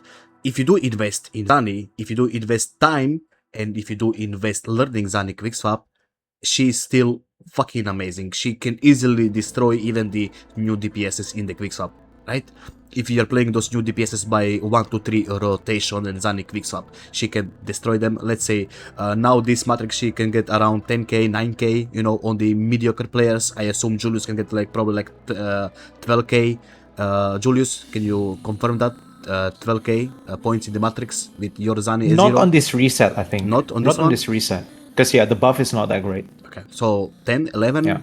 Or is it your I would say your probably 9? like 8 to 10k probably. Ah, guys. Okay. With sweaty rotations. Sweaty rotations, yeah. Because my Zani did a 9k, but my Zani is like S2 and I'm doing like not quick swapping, quick breaking with Zani. But yeah. as I said, if you wanna learn her, I think she's valuable. But should you invest in 2026 in Zani? Probably not. That's how I see it. Probably not. But if she's your waifu, go for it. I would place her like in the B tier just because she needs a lot of stuff to be on her side, basically, and she's very restricted by the blaze that she collects from Phoebe Spectro thingy. I don't know, maybe you guys see it differently. I don't know. That's Yeah, fair. I mean, right now we are That's looking at it in terms of individual character value, right? But if we are looking in terms of team, it will be definitely different. So as Yeah. individual character value, yeah. Yeah, but you two decide the ranking. So go ahead, you two decide the ranking. Yeah, somewhere in the middle of B tier. Mhm. Maybe I would agree putting her below Phoebe, to be honest. If we're Yeah. talking about the value. Because like for an account, it is better for you to actually have no Phoebe. Wait, no Zani, but do have Phoebe. That's true. Rather than the other way around. Mhm. Yeah. Yeah, if you have Zani, no Phoebe, you might as well let your Zani go on a vacation. I got the best comment. Stone regrets his Zani pulls so bad he would rather crash his trip than play Zani. That actually happened. That actually happened when I was quick swapping Zani. I mean, look, I got her on S2. That means I like Zani. The design was, but you know, her gameplay. I mean, actually, her gameplay is awesome. I had her quick swap. Yeah. Fair enough. Fair enough. Ciaccona. You wanna go first, Stone or Juice? Oh, I need to hit the toilet. You guys can talk about Ciaccona. I will be right back. Ah, okay? Stone is running away from Ciaccona. Yes. Be right back. What is this shit? Well, for me, like the only time I'm using Ciaccona is only with Cartethyia. No other scenarios. Yeah. I mean, For there me, I is the do- main DPS Phoebe one, but like, yeah. Nah, go the ahead, main Mark. DPS Phoebe is just really, really cool. Yeah. But I feel like, aside from Cartethyia, she does still kind of work with like other hero units, right? So, for example, if Like you're doing Jiyan. like Sigrica and Ciaccona and Qiuyuan, it's not a bad team. Or Jiyan and Ciaccona, also not bad either. It does kind of like allow them to hit a higher ceiling, especially if you're building around with Ciaccona. So, for example, like you could even do Jiyan Windward Pilgrimage or Qiuyuan Windward Pilgrimage if you're like the one of those rare few Qiuyuan main DPSs, which question is why, and number two is you are masochistic for playing Qiuyuan main DPS at S0. Holy shit, the interruptions. And I think the other nice team would be like Iuno and Ciaccona, right? Like sure we have the wheelchair, but let's say if wheelchair is not available, then you still could go with like Ciaccona and either Alto or Jinhsi, or maybe even just Verina and Ciaccona, or Shorekeeper and Ciaccona, and then that still works pretty well. And then in addition, if you do have her weapon, the arrow it's really good. shredding is really It's good. really yeah. good. Especially if you're using mono arrow, right? You're just shredding it for the whole team. Yeah, really good. which is really good. Anything you can ignore defense or shredding is just has some form of longevity to it. Yeah. Because it is a separate multiplier. Like, so it is very rare actually. Even Yeah. just like 5% to 7%, it does have a lot of like effect. Yeah. So it's like a team, let's say a Cartethyia team with Ciaccona versus a Cartethyia team without Ciaccona, and one with weapon and one without weapon, you're gonna feel quite the difference already. I would say if your account, I think I'm just gonna like compare it with the Zani and Phoebe, like previously. Like, would an account be better with only Ciaccona or only Cartethyia? Definitely only Cartethyia. Only Cartethyia, right? Like, if you're pulling Ciaccona without Cartethyia, or like without any of the aero units, what is she doing there? Yeah, just kind of homeless. Homeless? No, she's just the wandering bard, right? Just there to sing songs and ta ta la ta ta la ta ta. Yeah, still homeless then. And not as homeless as Qiuyuan. That guy is Can't even find his home. yeah. Like the Qiuyuan is a whole other issue that I'll go on a rant about later. Yeah. But yeah, honestly, I do think like even if let's say it's not as bad as like Zani would be or for Phoebe, right? Like Oh yeah, absolutely. if you don't have Cartethyia, you still can kind of use Ciaccona for other aerial units. So it's the value is still kind of there. I'm back. Sorry for that. Also, if you are Forgot my running, coffee. I'm back. welcome back. Welcome back. Welcome back. If you're I running. guess if you are running Ciaccona without Cartethyia, she's gonna be taking the spot of the third slot character. Yeah, True. usually. Yeah. Well, if you can be used with Xiao, then that would be great, right? It's like if your account has a lot of resonators, for example, right, you're aiming for maybe 6 teams or even 8 teams, and let's say you have your Shorekeeper and Verina already used up, or your Mornye and Verina already used up, and you don't have Shorekeeper for some reason, then at least you can still like have Ciaccona to fill in for the 5th or the 6th team. And then you don't really want to use Baizhi, right? Because Baizhi is so bricked as well. Yeah. Yeah, no variation R5 for Baizhi. Like variation R5 for Baizhi just makes it bearable. That's how bad it is. Bullying, well, if you have bullying, that's great. Then that means all 6 teams are covered. But if you have a lot of resonators, like literally everyone, then you're gonna have to start considering like, oh, who gets the supports, who doesn't get the support, and if for those teams who don't get the support, who is their third teammate going to be? Yeah. Okay. Hello, Moon. Since I was not here, I was at the toilet. You were still talking about Ciaccona, right? Yep. Yeah. The way I see Ciaccona, she's okay character. She can be slotted with the arrow and of course Cartethyia. But she's okay. I think her rotation is fast, not a lot of damage, but she's okay buffer. So I would put her in a buffing spot somewhere. I don't know where, but you two guys can decide. think She is Somewhere between A and B, right? Correct? Yeah, somewhere between A and B. I Yeah. think because of her flexibility, I'll put her at low A. Lower. And the Kinda, more yeah. aero units, she's going to go up in terms of value anyways. Yeah. Yeah, I kinda agree with that. Anything else you need to add to Ciaccona? Not I think really. we've talked enough when you're away. Yeah. Yeah. Okay, the next is the biggest booba on the planet, Flourdis, I mean the smallest petite girl, Cartethyia. So, yeah.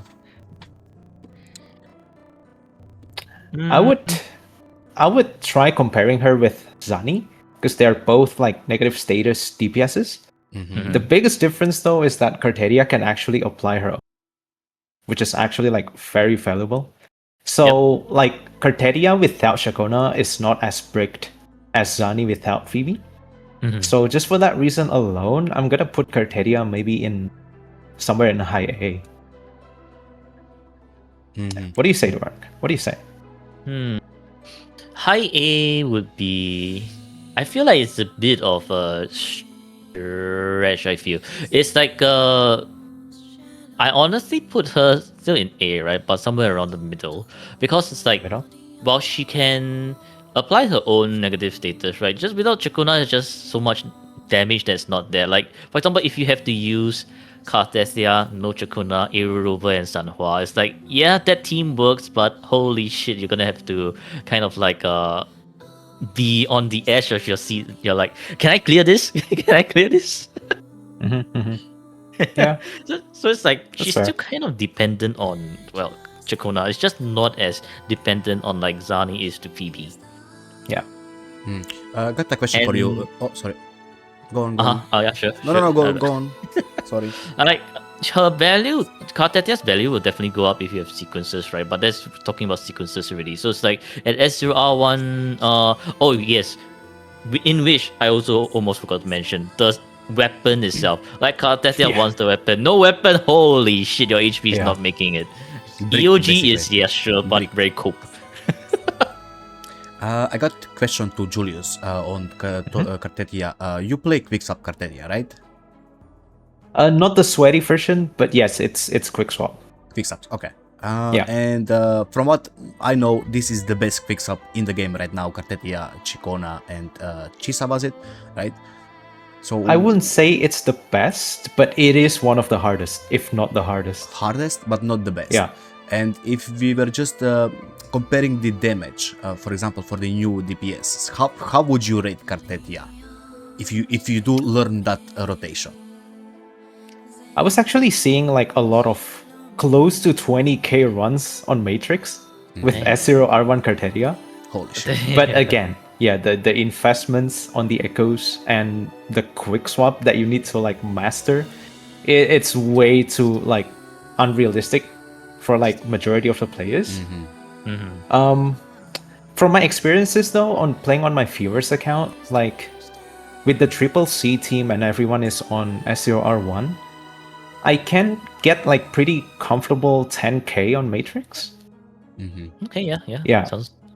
I feel like Cartethyia can actually solo most of the content. For example, give me Whimpering, I can solo it with Cartethyia for good chunk of points. Holograms she can easily solo. Tower, right now I don't think she can solo anymore the middle tower, but she was able to solo middle tower before. Yeah, she on used to. A0 R1. Yeah. Now she can easily still solo left and right towers. So the value of Cartethyia is still, I think, pretty decent, tons of HP, so you can get hit even, and you can heal on her ultimate. I don't know, maybe you guys got something else to add to this of the value of the character, because I think Cartethyia is still valuable character to pull. Even if you don't pull her team per se, you can still play her solo, pretty easily. I Solo did for feel that. yeah. Oh, go ahead. Go ahead. Okay, I think. So it's like solo is like I guess it's like a good benchmark for people who are looking just to pull for one character alone, right? Which does make Cartethyia a pretty nice pull. And let's say if you're struggling a bit, you can just add a Sanhua in, and she does clear quite a bit. But then and again, there's still like, it's like when we compare to the overall team itself, Cartethyia just without signature. Because I've certainly seen some not weapons, but accounts without Cartethia's weapon, and holy shit, that's just very, very not a lot of damage. Unlike, for example, like Changli, right? I play my Changli with EOG, and the mono fusion itself just works pretty nicely.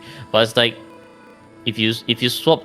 It's, as long as the main DPS just doesn't have the signature, it's just a whole different story. Yeah. And well, would we put her in the value tier list?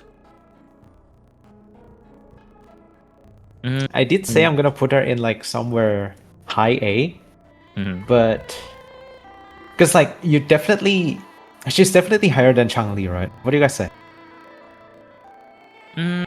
In terms of pool value, at S0R1, yeah, higher than Changli. If you don't have a weapon, holy shit. Maybe Yeah, we're talking about that's true. A0 R1, so in top of the A tier, right? I would say somewhere there, yeah.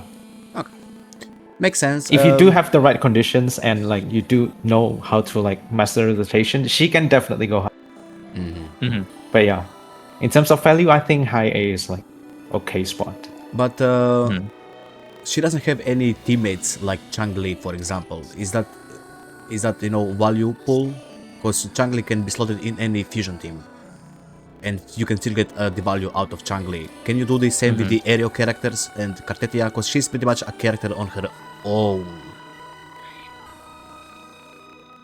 So for a value pool, because let me try to rephrase that. If you pull Changli, you can still play her with Lupa, Brant, Galbrena, Amet, right? If you pull Cartethyia, you just play Cartethyia.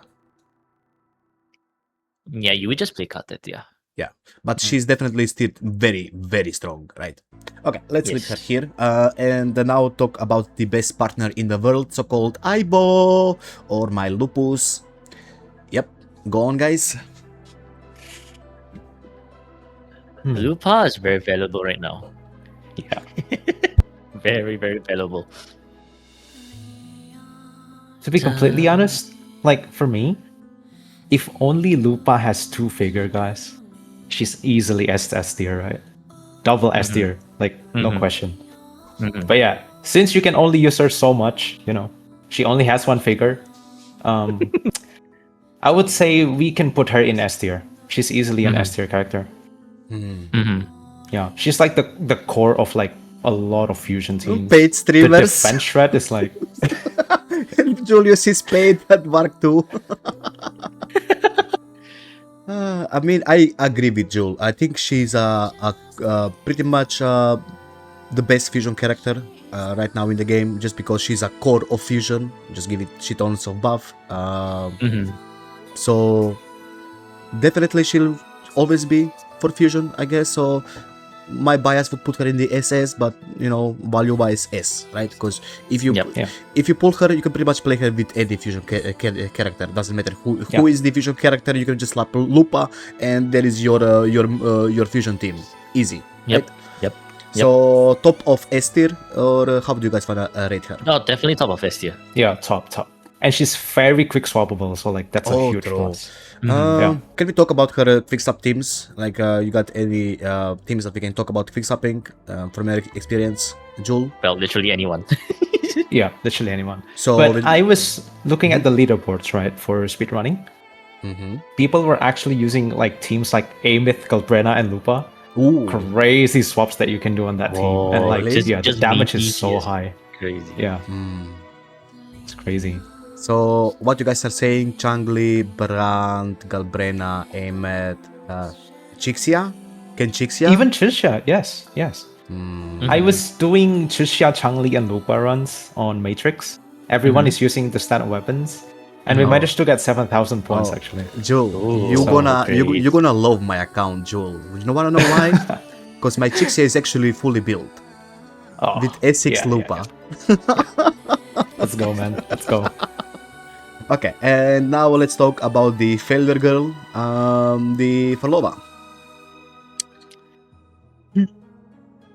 Phrolova is interesting because Kuro has tried to like indirectly nerf her by putting Havoc Res enemies. But she's still But doing pretty well. Xuanling is coming, right? And it's probably, we can safely say that for the next 2 or 3 patches, like we're not going to be getting any Havoc enemies on the end game, I would say. Yeah. Because that's what happened with both Amith and Hyuki, right? So, yeah, Phrolova's value is like super high. Even though she is very reliant on her signature weapon, she kind of makes it up by having a lot of teammates that she can use. Like, a lot. Even Sanhua, Verina, Phrolova is still like, you can still do great with that team. Yeah. Like, even if you don't have a so-called premium team, just her raw damage alone, and not even relying on the hack key, yeah. Is she what do going you to think, be... Stan? I think she's going to be between S and SS. Like, very close up there. It's simply because of how much Kuro tried to nerf her, and she's just like, no. Yeah. Kuro know they made a mistake with the character, man. They're like, oh, we fucked up. We need to find a way to somehow nerf her. What do you think, Stone? Usually when I do the piloting for other people, one character that always come to my mind to clear any content in the game is Phrolova. So I just check the account, oh, does this person have Phrolova in Cantarella? Oh, easy clears. So that's gonna tell you everything, right? Pretty much. Does your account have Phrolova in Cantarella? Easy clears on pretty much every content, like from holograms to anything. So value-wise, I think she's very high value-wise. I don't have Phrolova on my own account, but I can definitely say that her damage is really high. Especially, did you guys try her with the newest character Lucilla? Yeah. I haven't actually. And how is she with the Lucilla?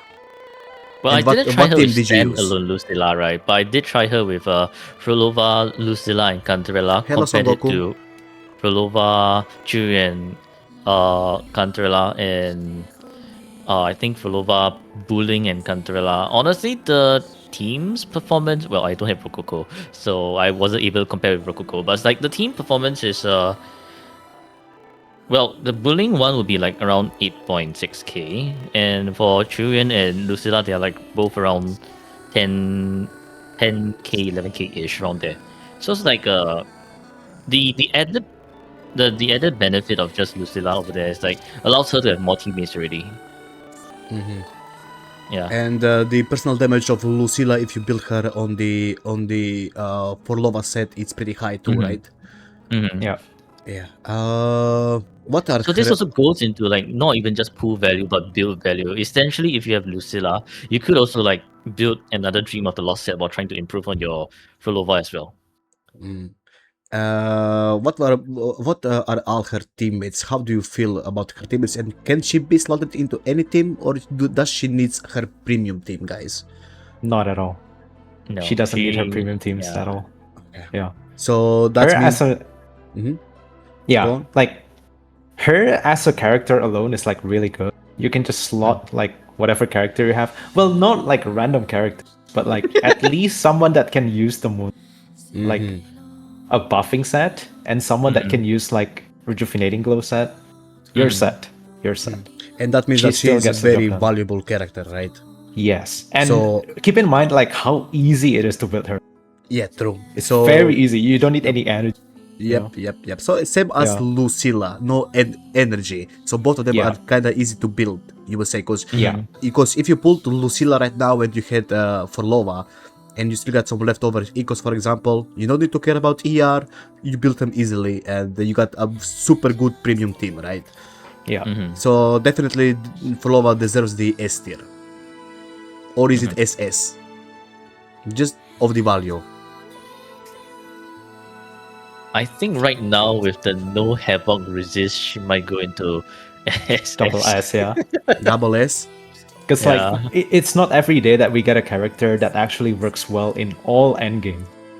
Like Yeah, she does Yeah. work in everything. As I said, Yeah. when I'm piloting other people accounts, Phrolova is the character you wanna go for. Yeah. Holograms, Whimpering, Tover, Matrix. You know, she can do it all pretty easily, right? Yeah.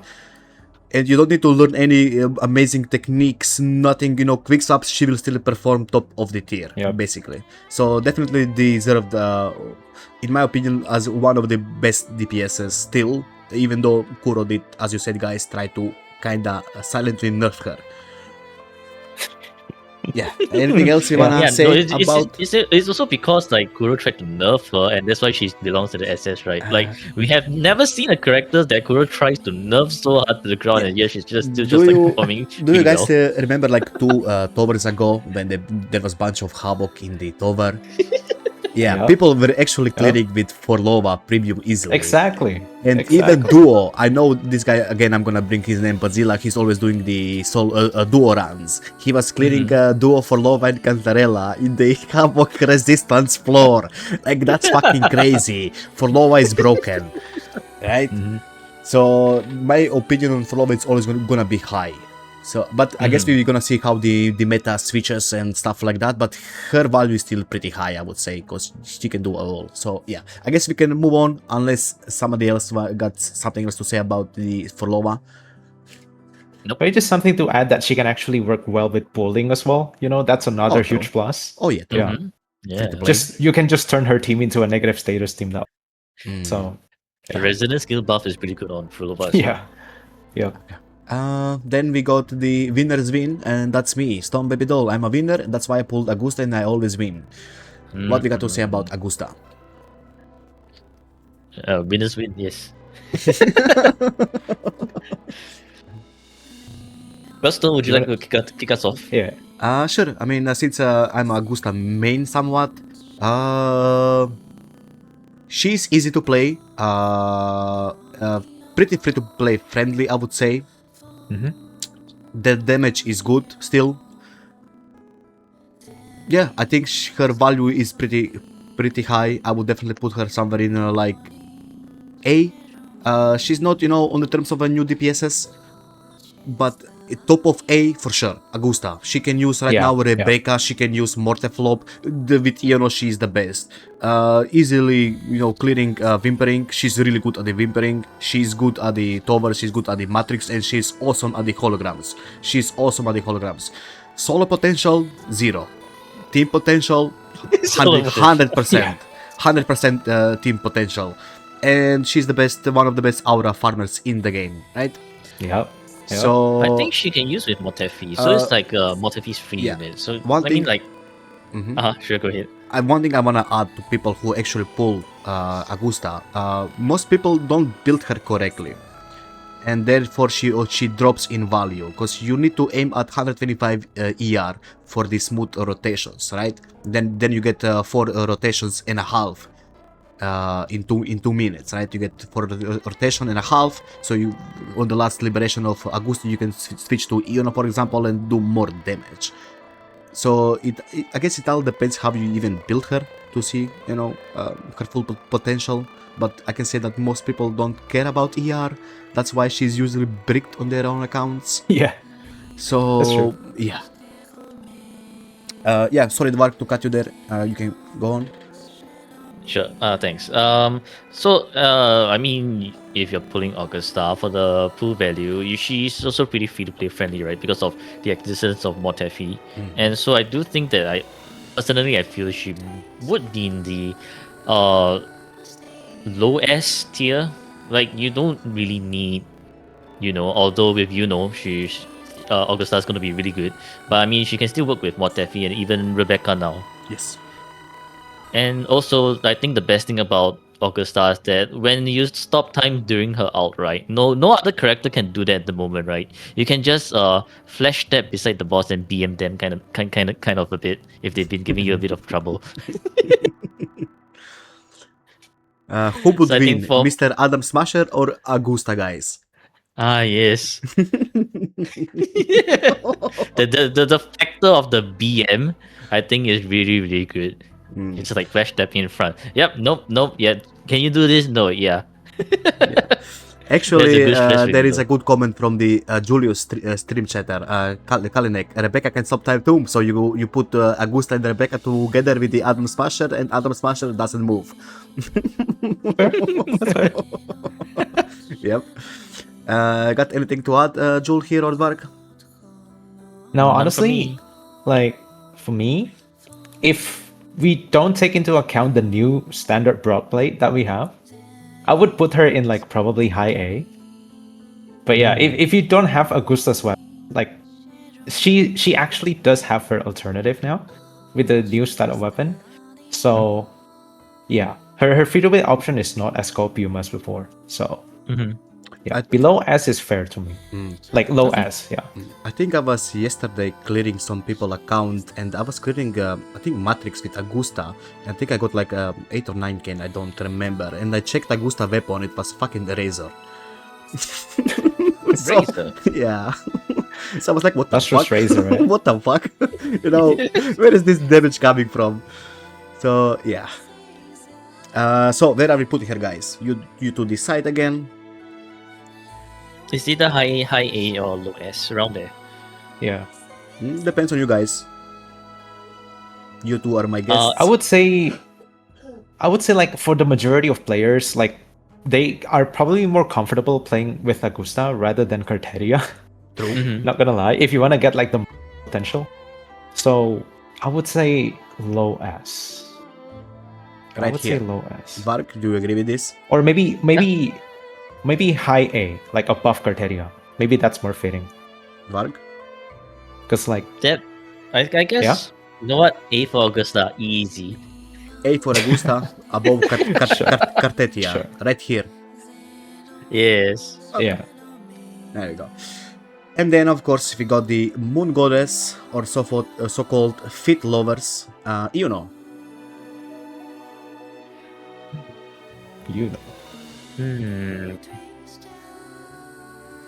Iuno is really good with her signature weapon. So in terms of S0R1 pool value, she is really high up there, right? She standalone as a standalone main DPS, she works pretty well. You use her with Shorekeeper and Auto as the free-to-play options to get 5k. And if not, you can use her with the wheelchair team and still get a pretty good, like, 8k, 9k around there.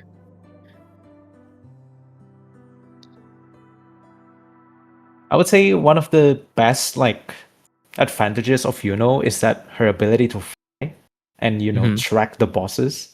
Because we do have a lot of like annoying bosses. Unfortunately though, like the most annoying bosses are arrow red. So, like, They know. They Yeah. know. So unfortunately, like I mean she's pretty good for hologram though.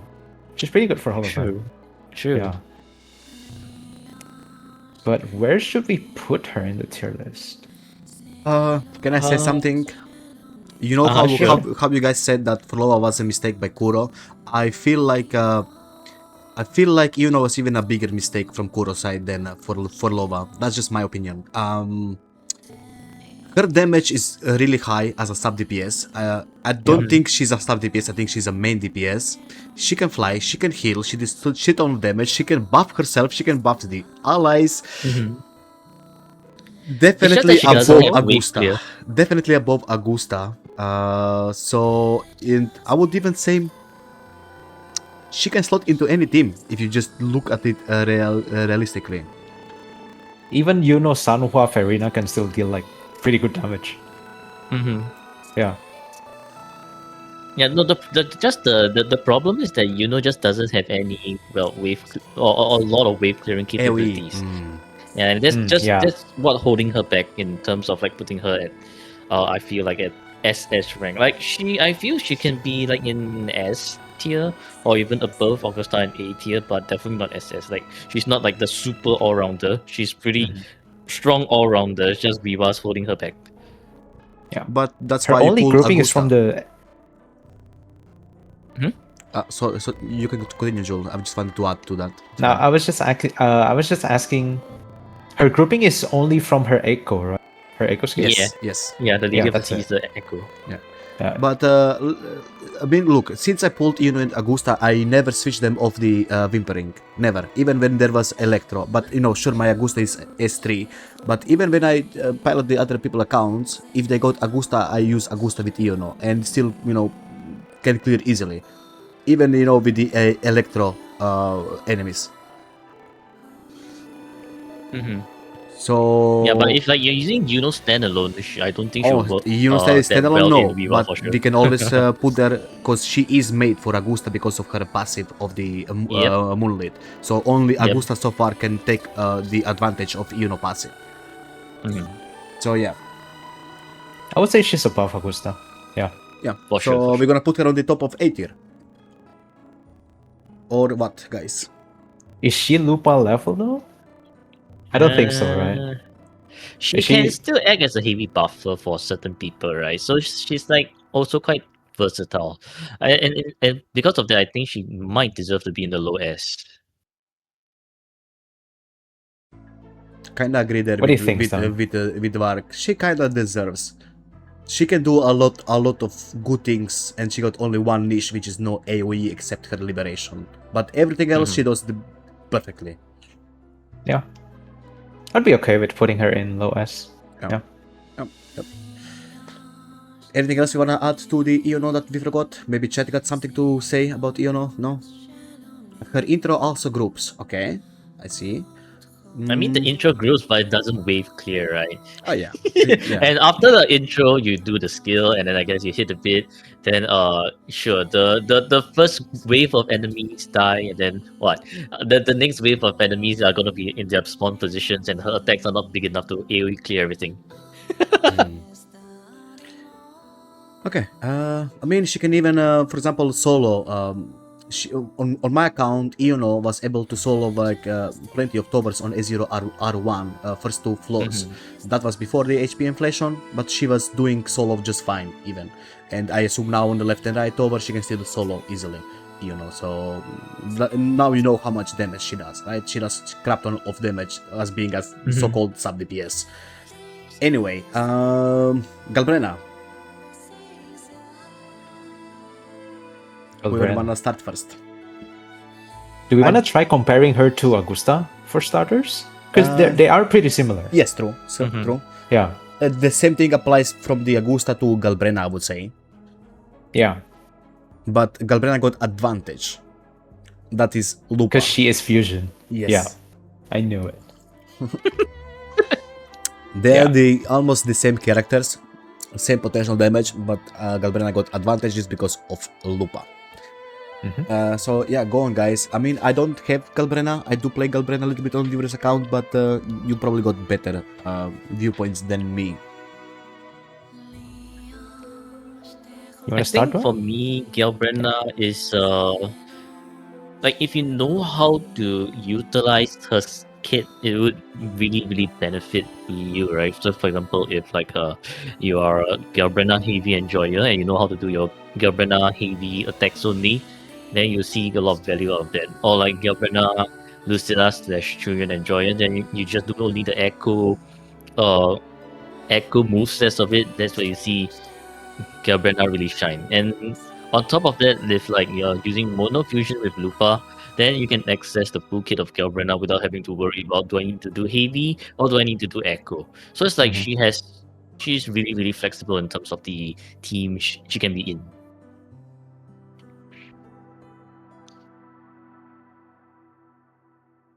So I think for that, in terms of the flexibility, I think she would be above Cartethyia, but not above Augusta. Because Augusta's ability to stop time, do damage during the time stop is just too strong. Like during Augusta's time stop and you do the slashes, if you can build up enough for Doom Break or like or just to immobilize the boss right after, is also pretty strong. But yeah, that's my personal opinion. I would say she's actually like maybe in high A, just because she can also deal echo skill damage, right? Which also opens up another world of like sub DPSs that can go together with Galbrena. Yeah, she also has access to the new standard weapon, which is pretty good if you don't like have her signature weapon. Yeah, like just the fact that she is fusion though and able to be paired with Lupa, just for that fact alone, I would say she's actually more flexible than Augusta. For sure. And probably can dish out more damage as well. But that's assuming that everyone knows how to quick swap with Lupa and on the mono fusion, right? Like Augusta and Iuno is very straightforward. Or even Augusta alone is very straightforward. You just do the rotations and you're like, alright, 1, 2, 3 rotation. You don't really need to care too much. With the mono fusions, as long as you're able to, I guess it's like if you know how to handle your quick swaps, I think Galbrena would be even up there, will be definitely above Augusta or maybe even in the low S, I feel. But it's like if you are just doing some 1, 2, 3, then it's kind of like somewhere in the high A. It's just not as not as good. So as basically, Augusta. let me get this straight. If you play Galbrena 1, 2, 3 rotation, she is worse than Augusta. But if you learn the quick swap and you sweat, she's better than the Augusta. Is that what you guys trying to say? And she got better teammates than the Augusta because she can use the Echo and she can use the Fusion and the Heavy. So she got 3 options, right? Yeah, pretty much, yeah. So that would pretty much pull her value above Augusta. But one thing that I can add is that if you are on Galbrena's enhanced forte mode and you get interrupted, you can actually get super bricked in your rotation. Oh, True. Like it doesn't happen too much on Augusta, but it does happen quite a lot. Yeah, that's my experience with Augusta. I don't like her echo form. I prefer doing her heavy cancels. Oh, you mean Galbrena? Yeah, sorry, Galbrena. But did I say Augusta? My bad. Galbrena. I would say that Augusta is just easier to play and more flexible because Galbrena is kind of very easy to get interrupted in her rotation. Unlike Augusta, Augusta just charges in with her Griffin with her sword and just smashes the boss, right? Galbrena, as soon as you get interrupted, you lose the whole forte and shit goes wrong. You just press that restart button and GG. With Augusta, I feel like you can just recover and move on. That's how I feel, but we're talking about the value, I guess. So if you learn how to play Galbrena, she should be better than the Augusta should, but that's how I see it. I think for me, it's like while the interruption is a thing, right? It's not as bad as like the Qiuyuan level or Cantarella level or even Secretka level of interruption. So it's like it's still quite manageable. I feel it's like if you're doing just heavy, you do want to dodge counter, right? Because the fire tornado is doing a lot of damage. And if you're doing echo skill and you're cancelling with the echo skill, her kick is already like stopping the enemies in place already, which allows you to cancel the fire tornado into another kick right away. So it's like there's not a lot of room for Galbrena to be actually interrupted. It's just more of occasionals, which is not too bad actually. I got something to say about Galbrena that I don't know if this was intentional or if it's a bug. If you play Mornye, Galbrena, and Lupa, and you get into Galbrena Forte, right? And you do like one half of her Forte rotation with, let's say, one heavy cancel, and then you tomb break the boss, you lose stacks on her Forte. Yeah. I don't know if that's intentional, but it's fucking stupid. Because you lose stacks on a Forte. Tomb break. Yes, exactly. That should not be the case. Because usually when you play only Mornye, the tool strike always comes out on her half of her concerto rotation. That's stupid. So you lose you lose that damage buff. And that's one thing I really dislike about Galbrena. Because it's always the tomb break always appears when you need to do her final her final kicks. And then you lose Forte and then she's gonna break. But usually you wouldn't want to tomb break in between her Forte, yes, right? But that's how it happens. You can't control it if you're doing just a normal rotation. No, then I think I would just do the full rotation first. Then at the end of the rotation, I do the tomb break. It's simply because you tomb break, you just lose all of Galbrena's momentum, like B5 into B3, 4, 5. You have to start over from B1 2, which is but a whole loss of. Again, Forte. I don't own Galbrena. I don't play her a lot, so maybe it can be my skill issue. I don't know. But when I was testing her, this is the one issue I found with Galbrena. So she can take the advantage of tomb breaking shit. With, for example, Lotta. She's a pistol character. You get into her liberation and she can tomb break easily and continue her rotation. I don't feel like that's the case with Galbrena, but maybe just my issue. Anyway, I kind of agree. Yeah, I kind of agree. Yeah, maybe. That's how I view it. But so what we gonna place value on the Galbrena? Can you guys rank her above Cartethyia? Wait, I got a question. I got a question from one of the chatters. Can we explain why Changli and Carlotta are top of A tier and Zani, Phoebe love B? We did explain that. I guess you were not here when we were explaining that, because this is a value tier list. This is not a tier list on the terms of damage. This is a value tier list. How much pulse you need to get your team viable. Yeah. And okay, sorry to interrupt. We can now value Galbrena. Where should we put her, guys? Maybe somewhere below. Yeah, maybe just between Augusta and Cartethyia. What do you guys say? Like I think that's a fair assessment. Yeah. Okay.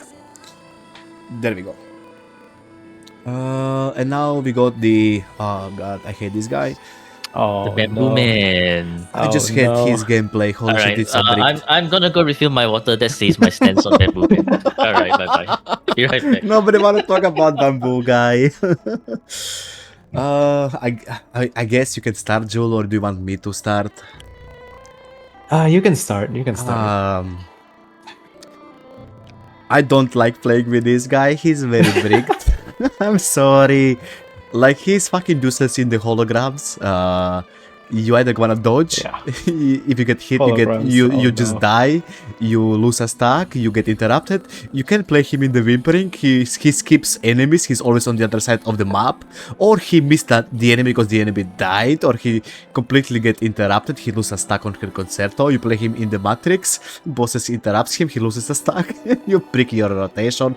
You play him in the Tower. He again loses a stack. He gets interrupted. It's always a restart button with this guy. That's how I feel playing Quinjan. Restart button. He's blind through. But yeah, his value, I guess it's fine. He was be playing with the Galbrena and Sigrica, but I think we don't need him anymore, in my opinion. We don't need Bamboo Guy anymore. Lucilla is just better. Overall, just better character. Simpler to player, more damage, very straightforward. Doesn't lose stacks like Bamboo. You can easily recover from getting hit or just dodging, right? I don't know, Jul, what do you think? In my opinion, since Lucilla only has one faker, so a lot of people are probably going to be using Lucilla with Hiyuki, right? And- Probably. Yeah, that's where Qiuyuan actually like take his spot.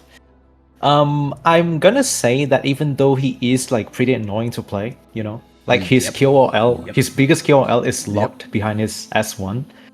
There are workarounds though. There are workarounds. Like you can save your tune break until it gets into Qiuyuan's rotation, and that way you're not gonna get interrupted on your forte. That's But- on the second rotation. What if you always break the first rotation? Yeah, that's the issue, Yeah. right? That's the issue. Yeah. So yeah, even though he is kind of clunky, like he does have some uses. Like he's pretty good for Phrolova. He's good for Sigrica. He's really good for Galbrena. Is there any other teams that he can be slotted in? Phrolova and Cantarella. Yeah. Yeah, that's it. Only Yeah. Echo teams. Oh, would you Yeah, the Echo wait? teams, yeah. What about Lucilla main DPS with Quinjan? Not that great. You not that great. I see. Not that great. Yeah. Mm. Because like they both have a similar role. Okay, right? what about Cantarella, Lucilla, and Quinjan? Cantarella, Qiuyuan, and Lucilla. Lucilla? Interesting team. I mean, I haven't tried it, but I I don't think it's gonna work that well. yeah, and maybe it's just better to use Lucilla for other teams. In my No, because opinion, like Cantarella, while she does well, her skills are considered as Echo. Jiyan? No, cast. he doesn't work with Jiyan. It's considered as basic skill damage. So Lucilla and Jiyan wouldn't really be buffing Cantarella to begin with. So basically, he only works in 3 teams: Sigrica, Galbrena, and Phrolova, Cantarella. Right? Phrolova. Mm-hmm. I mean, we can address the main DPS Qiuyuan and Joyous, but then again, really, really. Yeah. I You was would playing. need S3 for that, right? No, listen. I was playing S6 Quinjan. Shit. Like Lupa does way more damage than Quinjan on S6. He's bad. He's bad. Like I was trying to clear solo holograms with him on S6. Holy shit! I don't want to go back to that time. He's really atrocious to play. Not gonna lie. I just feel like his kit is not for me. Not for me. Maybe some people do enjoy his kit. I don't. That's my bias. They're opinion. masochist. Yeah. Yeah. But yeah, definitely his damage is on the lower side of the sub DPSs. Mhm. And I know Qiuyuan is no longer the best in slot for Sigrica, right? Lucilla actually buffs Sigrica more than Qiuyuan because Sigrica works better on attack. The main issue with the Lucilla and Qiuyuan comparison is that Qiuyuan's rotation is actually faster. Mhm. I think it is really hard for you to actually do 5 liberation on Sigrica if you're using her with Lucilla. True. And just by that fact alone, I would still say Sigrica and Qiuyuan deals more damage. Because if you Assuming get you can buffs pull off the for 540. yeah. And also, since they do have the same element, right? If Sigrica gets buffed, then Qiuyuan also gets the buff. Okay. True. What do you guys Yeah. think about using the Geo clone as a main echo to use it to have some interruption resistance? I actually subbed this on one of the accounts, the turtle echo. Viable on the Moonlit 2-piece and his set to negate that interruption. Does that make sense? I haven't tried that actually. I can't really comment on it. Because I know Hippo is using the turtle on his Queen Jam, and he says it's just working out for him. So whenever he's doing a rotation, he will pop the Bellborn, and he's kind of more resistance, I guess, to interruptions. But I still, guess that's one way to remedy it.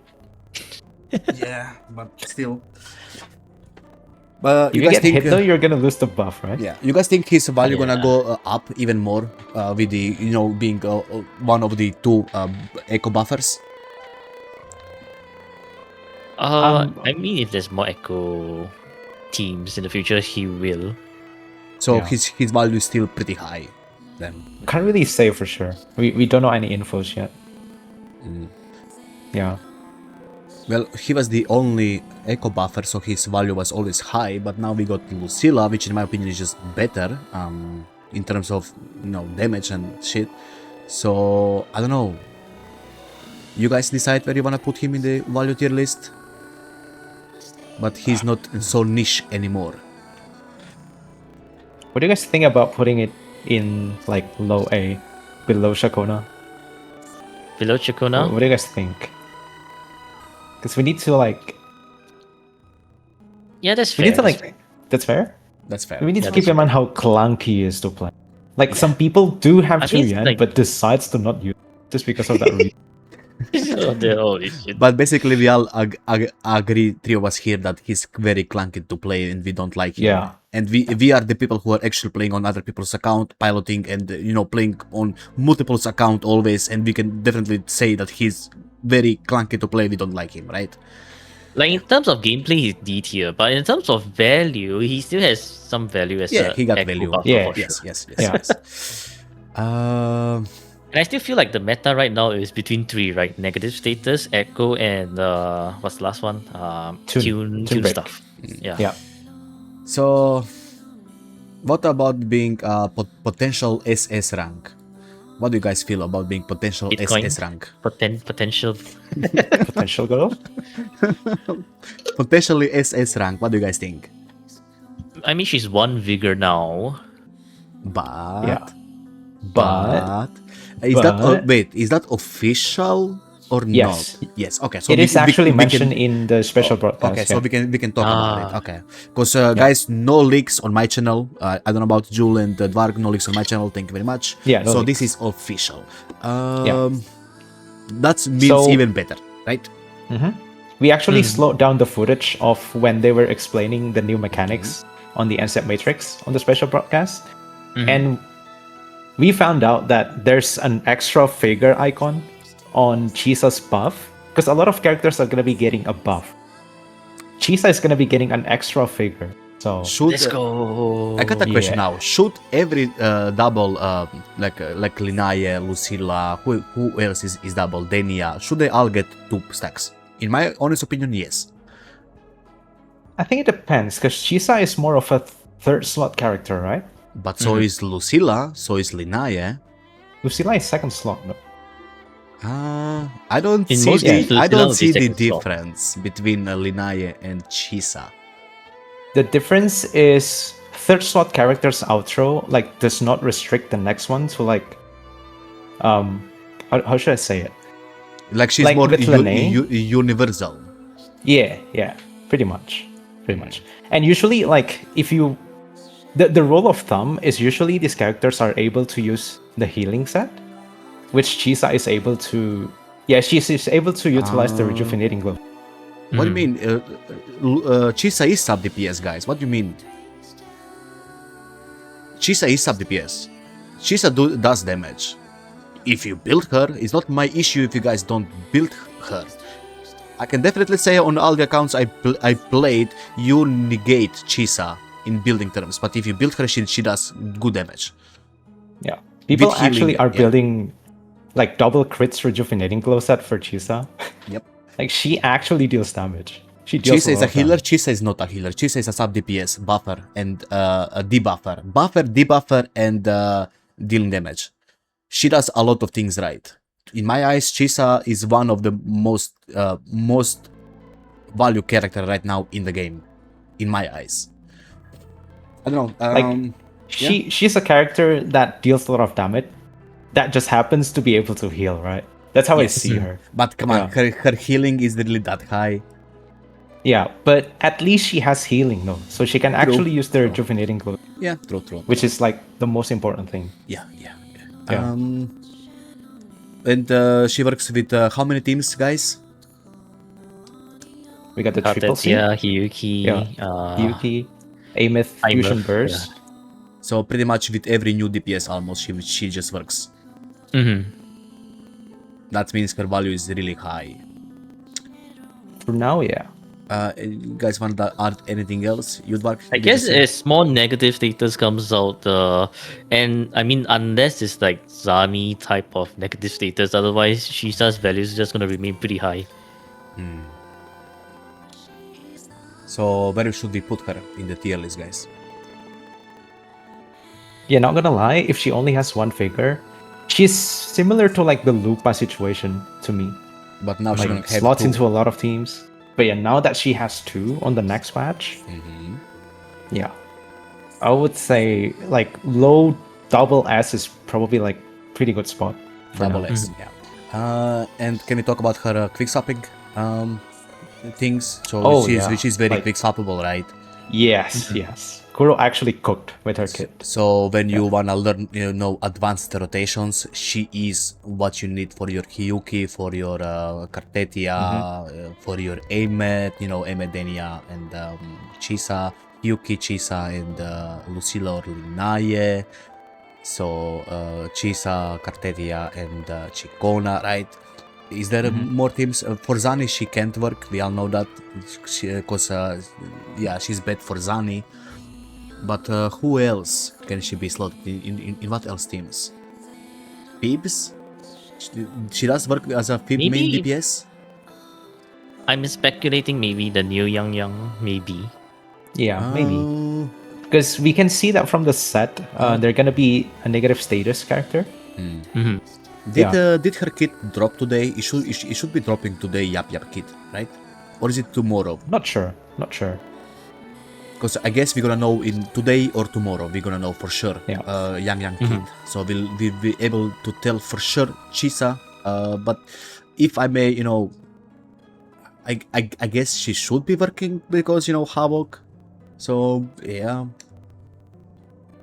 Like there is a reason why they're putting Chisa with.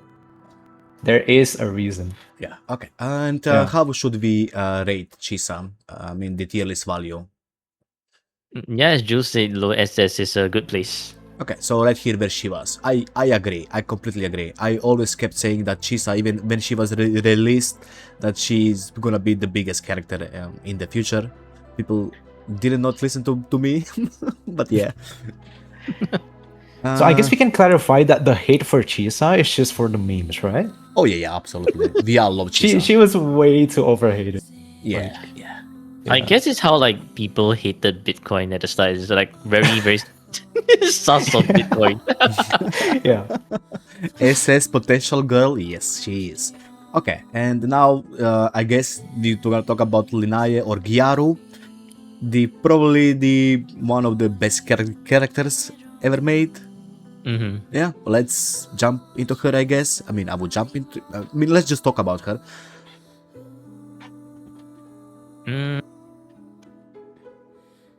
Definitely high S. Like she can just buff so many people, even if even if the liberation buff doesn't really match the so-called DPS, the amount of buff she's providing is just way too much, way too good. Yeah. Don't forget about the fact that she's a pistol user, which means she actually gets access into static mist. True. So, yeah, for free-to-play value, like she's really hot. She's at least S tier for me. Anything else we're at? Teammates that she can use? Anyone that deals damage. True. Pretty much. So basically what you're saying, Yeah. you pull Chisa and your account is, I mean, sorry, not Chisa, Lynae and your account is saved. Pretty much. Yes. Kind of. Yes. Because, pretty like, much. she also works with even Havoc Rover, right? Mm-hmm. Yeah. Havoc Rover can actually deal crazy damage with Lynae. And Mm-hmm. just by pulling Lynae alone, you've already gotten one solid team already. Yeah. Like, Lynae is Havoc on Rover, the... Lynae, and Verina. Yeah. Lynae is on the next rerun, right? Yeah. Yes. Yeah, So so if you're definitely you skipping wanna Lingyang, bricked. Yeah, definitely new people wanna grab Lynae again. But I feel like right now in this current meta, she's actually doesn't have a premium team. She kind of 'Cause gets she's like overshadowed by replaced. Lucilla, right? Yeah. Yeah, because she got Yeah. replaced by everything, but she can still work with everybody. Yeah. Mhm. So where would that put her? I mean, like she's like the what master? No wait, jack of all trades, but master of none. Still Yeah. better than master of one. So she's just S rank. Yeah. pretty high S rank. S rank? You both agree with the high S rank, like above Lupa, or what? I think it's above Lupa, right? Lupa is only monofusion. Linny Yeah, is just yeah. literally everyone. So not SS, but S rank. Both of you agree with that. Yeah, I would say so. Because like Okay. at the end of the day, she still only has one figure. Mhm. So there's only so many teams that you can use her on. What about So, her yeah, S rank wintering is solid. potential? Oh, I was complaining a lot about Lynae's like outro skill. She was actually degrouping the enemies because she actually pushed the enemies with her Away, motorbike. right? Yeah. That was actually like pretty annoying, man. I was actually crashing out on stream. And I think that's her that's a only major issue flaw. for now. But when you played the Krakenwagen team, or so-called wheelchair, her value actually then skyrockets even more. So you just put her with Mornye, and you can do a double toon break in a rotation, right? Yeah. So that's pretty valuable. Should she be in SS? I wouldn't say so. I think S rank is like Yeah, fine for S now. rank is fine. Okay. Yeah. And I mean, if she has two vigor, automatically SS, right? Yeah. let's No see what question. Okay, Uro chat. Chat is The reason why a riot team. Phrolova's up there is because she, despite how much Kuro tried to nerf Phrolova, she's just still doing so much damage. Although Phrolova's one vigor, Kuro tried nerfing her, right? So if let's say Lynae receives the same treatment, like how Kuro tries to nerf Lynae to the ground, and she's still doing so well, then she would definitely deserve the spot in SS, right? So that's why SS is like the top of all the top. Like you wouldn't you wouldn't just put anyone up there. Jul, you wanna address the drama in the chat? Chatters can just be chatters. That's fine. Chatters are just chatters. They're biased. They are biased towards the Gyaru. Well, then we're gonna jump straight into the Mornye. Another cute character with that which we all like. Ben Julius. Okay, Julius, you're banned.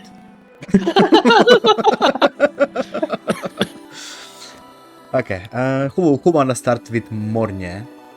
Oh, actually, before we start with the Mornye, I just wanna show one meme of the Mornye. Wait. I got this. Let me just find this meme. This is the best meme I ever saw. Thank you for following season. So this meme. This is when Mornye was released, and I was playing DPS Mornye, and people were screaming at me why I'm playing DPS Mornye. I did like 1 million damage with DPS Mornye. There is still a video out there me doing 1 million damage with Mornye. But basically that was a DPS because me and Bazilla were, just doing DPS Mornye, and people were building Mornye on some shit ecos and whatnot. Mornye is the best potential girl. And now we can continue with, with the stuff. Okay, who wanna start with the Mornye? Because I assume we got a lot to say about Mornye, right?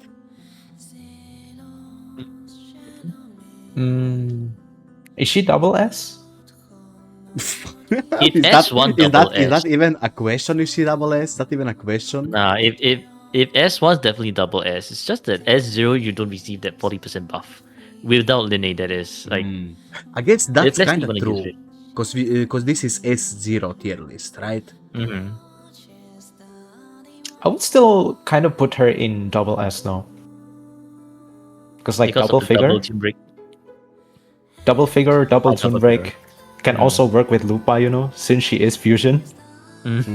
Yeah, True. I think. I would say Mornye even at S0 is fine, guys. Yeah. Even I just from her completely agree. outro buff, like she still buffs by quite a lot. And like she basically enables your main DP to get the first Toon Break like quicker. Which is like actually pretty helpful, especially if the boss you're fighting with likes to like fly around. Yeah. I was doing Hiyuki, Lucilla, and Mornye team. Like Mornye, my Mornye is S0, right? So she's not gonna be able to apply the 40% damage buff. But yeah, just the fact that I can actually like get access to the Toon Break on my first Hiyuki rotation, it's a huge KOL for me. I might not get the 40% damage buff, but I can actually lock the enemy in the play, which is actually also like it in a way it is kind of like increasing because you don't have to like chase the enemy. True. I can actually see your point of view very clearly. I would say she's still double S. Yeah. Double break is worth, yes, exactly. This is what I said before with the double breaking. Yeah. So, Dvark, you got anything to add to the Mornye or Jul? You got anything else?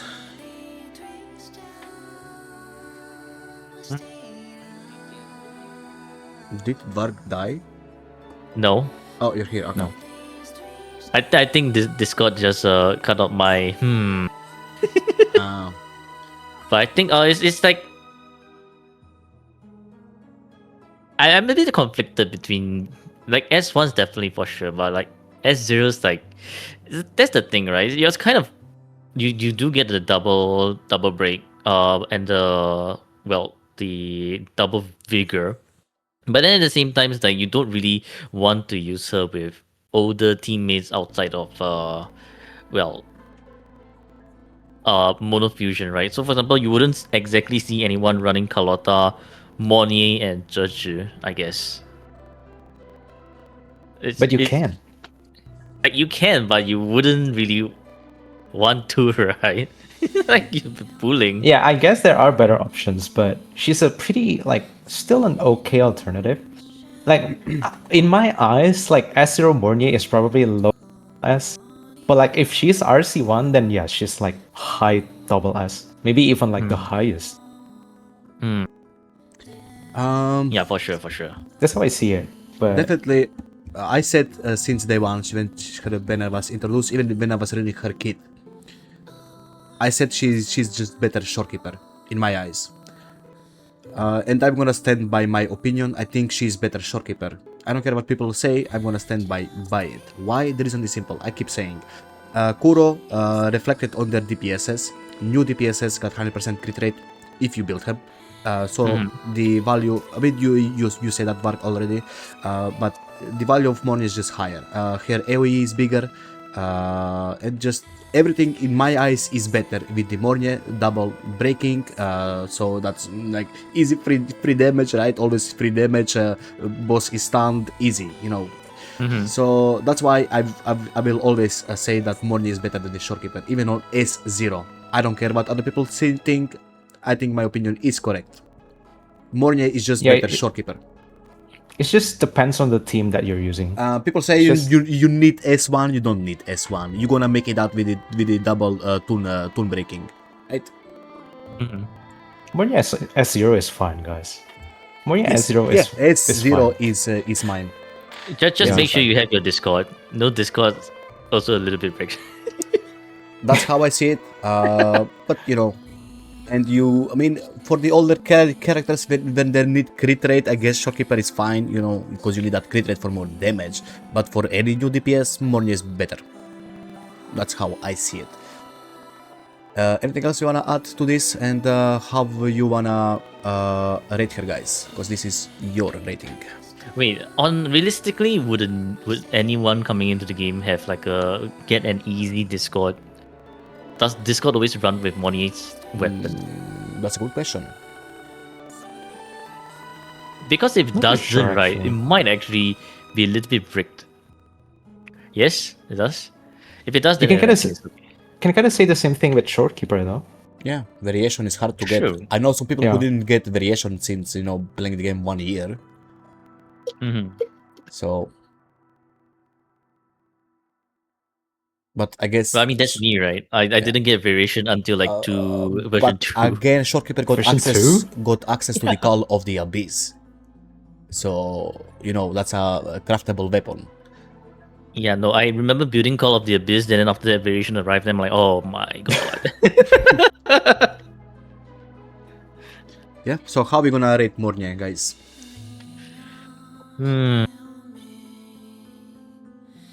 I would still say she's double S. Like, Double S? since I this mean, is double RC0, S. low double S. Varg? Okay. Yep. So here. Load up ISS, yeah. Okay. It blows my mind that Phrolova is more value than Mornye, but that's your ranking, guys. Emmett, No, Stone, you're also part of the ranking. What do you mean of your rank? you are my guest. You got priority to the opinions. I'm just here to yap. I mean, I said it my opinion. I think Mornye should be like top here. That's my opinion, but both of you agree that she's here, so that's fine. Next is the daughter, Emmett. SS. Daughter's SS. Just because she's daughter. Yes, of course. No, She is also. Oh yeah, go ahead. Go ahead. I know you go ahead first. You go first. Now, I'm just gonna say that she's one of the characters that you don't really need to worry too much about missing crit. That's a huge plus for me. That's a huge plus. Confidence is important, guys. Well, Yeah, if go you ahead, can get go 80% ahead. crit rate, that is. If you're not, then you're missing some 99.9%, right? Yeah. Good shit. No, but like Imurf, in terms of like Imurf's kit alone, I do feel like she's pretty strong, right? Especially in mech form. Number 1, exploration power creep. Holy shit, she can fly. Number 2, the grouping on her mech form is actually pretty strong. So it's like you literally run with Chisa and Denya, and the Whimpering Waves mobs are just like, oh yeah, we can't move anywhere. Amazing. And then number 3 is just like a huge damage. Like, no, you don't have a premium team, she can still do like some version 1 kind of nuke damage. And then you have a premium team, she's just doing like some casual, well, depends on who your teammates are. Like, if it's a fusion burst, then your last nuke is like some 500k. And if you have like Lynae and Mornye, you'll be looking at 800k without like shilling. With shilling is a whole different story. I mean, I feel like Emmett damage is too backloaded, in my opinion. Too much backloaded when she's A0 R1, because all her damage comes at the end. That can be an issue sometimes. In Not Whimpering really Ways, for yeah. fusion bursts, I feel. Sometimes in Whimpering Ways, like, you're just nuking the one cost echo with like 700k damage. Yeah. Yeah, that's why fusion burst would be better in Whimpering Ways. Oh, did that change with the fusion burst? Like Yeah, the fusion damage? burst is like with each cast of an enhanced skill, you're nuking them, right? Oh, then okay. Yeah. Then it's fine, I guess. I guess I did not play that much fusion burst then. So the value ranking, she's still worth the pool as a DPS. Oh, for sure. And she got access to 2 teammates, Lynae and Denya, with Chisa and or Mornye, right? Yeah. But But guys, do we Yeah. just one question? Do we want to take into account like for this? Because like Take into Emmett is account which one? amazing for over. Overworld. Yeah. Oh yeah, Just you were like how cutting out clearing overworld. Because like imagine if you're no player, right? And then you Mhm. pull for Zani, you're just gonna get bricked. You're gonna have a hard time like killing enemies in the open. Oh no. Yeah. So like I would say for newer players, like it is an aspect that we need to as well. That we Yeah, need it to is. look It at. is a huge aspect. Like she can fly. Yeah. She can Yeah. basic attack and they're dead. It is pretty good. No, that is actually pretty good. Do you want to take that into account though? That's. I mean, pool value is like we're looking at overall aspect, right? Yeah. But Also, it's just really high. I got another question. If you were now pulling Amet, would you go for the Fusion Burst team or would you go for the Rapture team? Honestly, I would go for Fusion Burst. I think it depends on your account as well. I think it depends. Just say what would you prefer, Joe, to play? If you are a new player, you got Amet and now you need her teammates. And from your experience, what would you pull? Oof, that's kind of tough though because again, it depends on whether or not I have Lynae or Denia or like. No, you don't Yeah, have it is- anything. You're a new player, but you got experience. Because you know, so you start a new account, and now you got Amet. You pulled Amet. What would you build her? With what teams? Maybe just Fusion Burst then. Yeah. Is it because of the quick swap potential? The ceiling is higher. It's I just more think- all-rounded, I think. Yeah. Okay. And also, if you don't have like Lynae or Mornye, if you're using other characters for Lynae, for Amet, I think she's actually getting more buffs, yeah, on Fusion Burst. She's getting more crit damage, I think, in her Fusion Burst mode. I got another question. If you're playing Amet Denia, Chisa or Lupa? Honestly, both works. Yeah, But both works. I'm asking which is better. Which is better? Probably Chisa. Chisa. I would say Chisa, yeah. Because like she also buffs your Fusion Burst damage as well, right? I mean, think I maybe... guess- Okay, wait, you go ahead. No, first. go ahead, Bart. Go ahead. I think for Whimpering Waves, maybe Lupa, but for like bossing and Matrix, might be Chisa because Chisa raises the Fusion Burst stacks, right? So you can actually nuke for more. Meanwhile, in Whimpering Waves, you're actually more constant over wave clear than getting your Fusion Burst stacks up because they are pretty much dead with after one enhanced skill anyway. I was gonna say like Lupa does have some problems sometimes with degrouping the enemies. Like she can actually just scatter the enemies. But I That's guess that only would be if you okay because you use- have Denia though. Yeah, Yeah. that's one Yeah, thing. yeah, Don't use her eco on Lupa in Whimpering. If you use her eco, you're just gonna scatter the enemies. Yeah. So avoid using a Lupa eco. Yeah. Tyro said Lupa easier to play, Chisa more damage on that question. Yeah, I guess we all agree on that. We all know Tyro. Yeah, for Fusion Tyro Burst is damage, smart. definitely Chisa wins. Yeah. Yeah, I mean, me personally, I enjoy more of Denia and Chisa quick up than between Mornye and Lynae with Amet. So I prefer Denia, I guess, Fusion Burst. Where would we put Amet as a value character in 5.4 patch? SS. But Yeah, when all of the that SS? fact considered, like I would say Kuro actually cooked with Ameth's kit. Because you can play her in 1, 2, 3 like fashion. But she's also in a way can be like very quick swap friendly. So yeah. I would not like disagree with double S, to be honest. Okay, where would you place her here?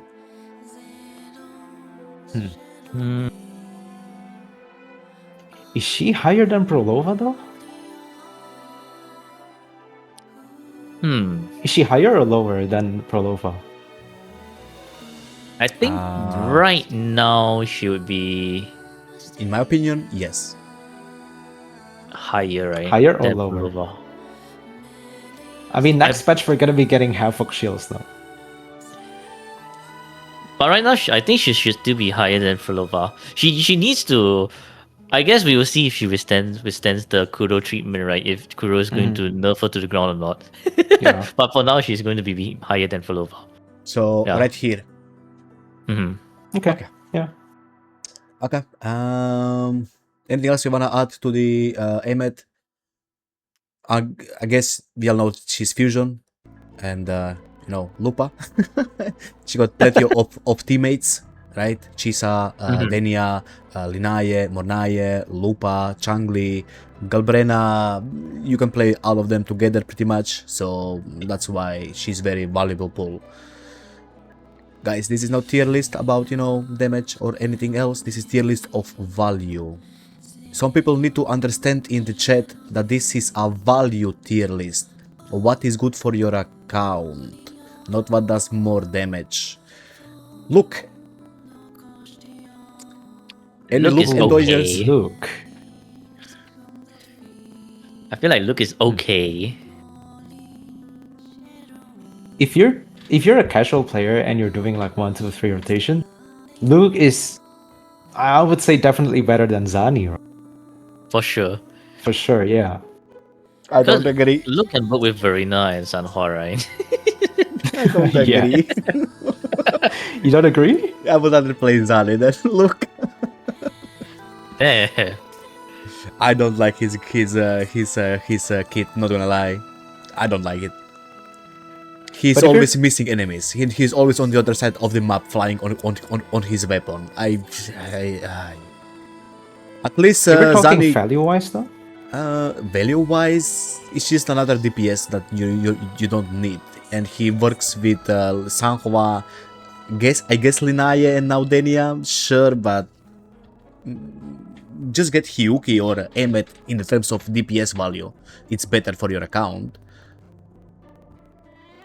I would say even Augusta is better value than Luke in my opinion. Because access to more teammates. That's me. I don't know, you guys can say something about Luke, because I'm pretty biased about him. I think Luke is just okay for me. Like, him flying to the other end of the arena is if he loses his lock-on, right? So my workaround for Luke is just have lock-on at the ready whenever you're using Luke, so that you don't fly all the way to the other end. Then I think Luke is just pretty decent. I can add something to this. You know how I host the tourneys, right? And we see a lot of people playing different teams. And every time there was a Luke player, he was always breaking everything. So we saw Galbrena easy gameplay. Thank you for the Arara, Kalinak. We saw a lot of Galbrena, Zani quick subs, everything quick upping, stuff like that. Amazing play. Whenever there was fucking Luke playing in the competitive match, he bricked.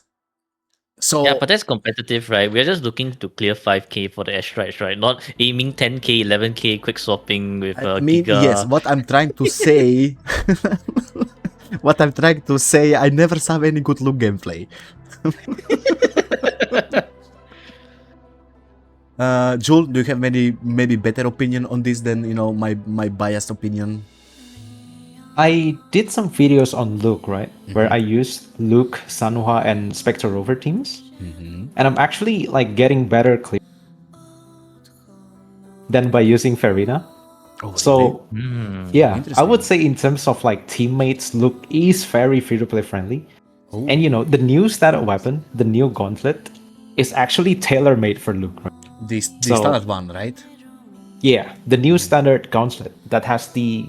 Is it crit rate or crit damage? I don't remember, but like the passive is basically tailor-made.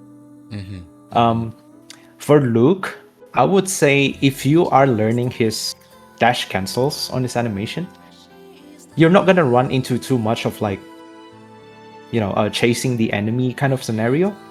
In fact, you can actually just keep yourself like glued to the enemies all the time. And yeah, let's take the astronaut for example. Like, he makes fighting the astronaut like pretty easy, right? Because the astronaut does have the mechanic where I think if you do like Toon Strain damage or something, I don't You do more remember damage, the yeah, that's it. for flying enemies and enemies that you have. Oh. And for Lampy Lumen, right? Because he is basically like mid-air, like pretty much all the time. You don't have to worry about getting frozen because of the ice field that we have. So I would say Luke with like minor optimizations is actually pretty solid. Like at least good value character. At least like higher than Zani in terms of value. So where would I put him though in this tier list? Oh, we need to consider that he's not that great in Whimpering Waste if you don't have Denia. Honestly, if we consider like his ability to remain F2P, but the Whimpering Waste capabilities are like, maybe either high B or low A, around there. Yeah, probably. Because like also there's only so much you can do with his kit, right? Like his skill ceiling is like not that high. So top of B tier or bottom of A tier? High B. I think just because he's F2P friendly, we could put him at low A. I mean, Yeah, if you're pulling for a DPS, just pull Emmet or Hiyuki, no? True. So Yeah. why I would would say you A pull? rank. I mean, I would even pull Galbrena or Augusta above Luke any day. If you're talking about, I mean, we still have Luke friendly. and Joyous, right? Or when we need to actually go like really free to play for another certain character. Then I guess Luke is your option. My issue with Luke, you know how you can lock on the boss, right? You can lock on the boss, then it's fine. I don't like locking on anything in the game. I'm sorry, I'm a PC gamer. I don't wanna use lock on.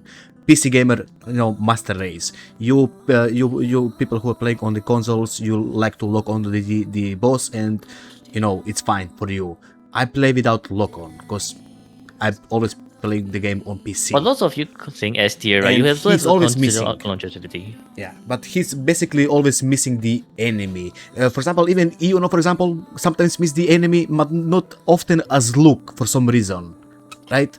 Not often as Luke. For Luke, I just feel like sometimes he's just, hitting something that is not there, basically.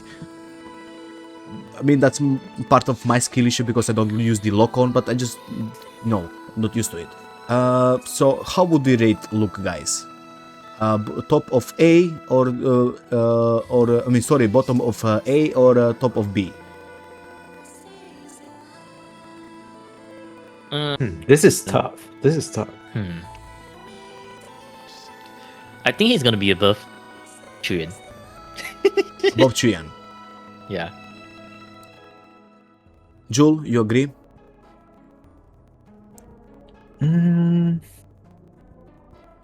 I can see him higher. I don't know if I want to... Like here? I don't think he's above Cartethyia though, for sure. Definitely not above Cartethyia. Like here, between Changli and Cartethyia? Yeah. I still do feel like maybe I would prefer to play Carlotta over Luke. Over Luke. Yeah. Because like, there's also the fact that his gameplay is very restrictive, right? In terms of like quick swapping and stuff. Oh, I thought you can only play him 1 to 3. You can't quick swap with him, right? Very minimal. Yeah, very minimal. So his ceiling is very... It's like if you're going for Luke, then your aim is to animation cancel with Luke, right? And maybe even try to hit 5 liberation if you can. Yeah. Well, not that I can, but it's like the option is there. Okay, so where should we put him, Luke? You two guys decide. I would say this is a pretty good spot. Right here. Bark, you okay with this? Yeah. Okay. Because like, yeah. I would say we can go with this. Because like, if you put him in below low A, I mean like below Qiuyuan, people gonna be upset. That's what you're saying. No, it's not just. No, I would say the free-to-play option for Luke is still better than Carlotta's, right? Oh yeah, definitely. Yeah. I mean, of course, you would always pull Luke. If you're pulling a DPS, you would pull Luke over Carlotta. That just makes sense, right? Yeah. So I would say, yeah. This is a pretty good spot for him. Yeah. Sigrid. Oh, In Don't terms make her of cry pool again. value, Sigrika's kind of like stringent, right? Have you run a Verina Sanhua with Sigrika? I don't think she's gonna be doing any damage. yeah, I've run it before on Whimpering Waste. Well, it is a pretty shield Whimpering Waste though. And I'm struggling to get like, well, what's the score? I don't remember. I think it's around 3,000-ish. For a pretty shield Whimpering Waste, that is not a good performance. Oh yeah, and then after day one, they nerfed her forte a bit. Oh yeah, the bug. Yeah, the quote unquote bug, which I don't think is bug. She probably really yeah. needed that. Yeah, so it's like non-shield. Holy, she's gonna need either Qiuyuan or Lucilla to even function. Yeah, she really needs them.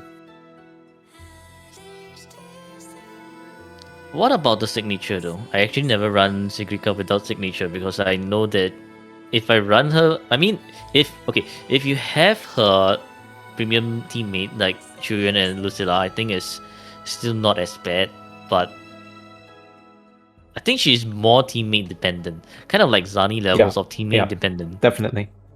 Because I was actually just trying out Sigrika and Qiuyuan teams yesterday, where Sigrika is just using the Pulsation Bracer, the new standard weapon.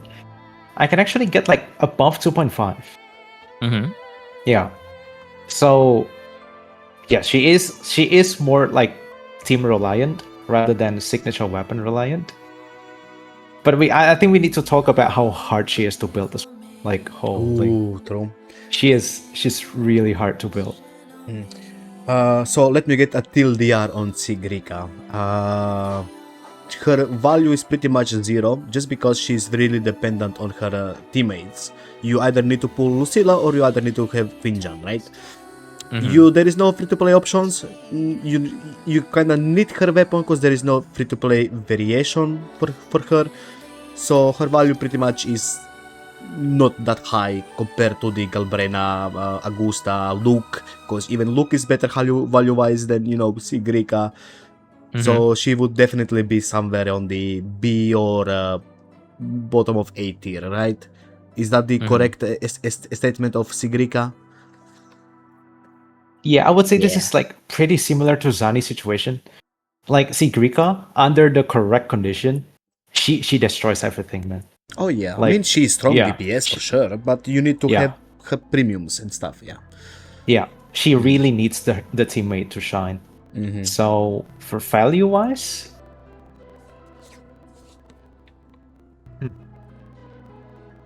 I would say her free-to-play option is even worse than Carlotta's, not gonna lie. Oh no. She doesn't have any no. free to play. You either pull her, get the premium, or you don't pull her. Yeah. There is no in between.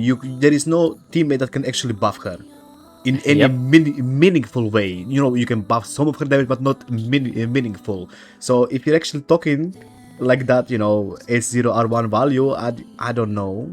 She's quite expensive, right?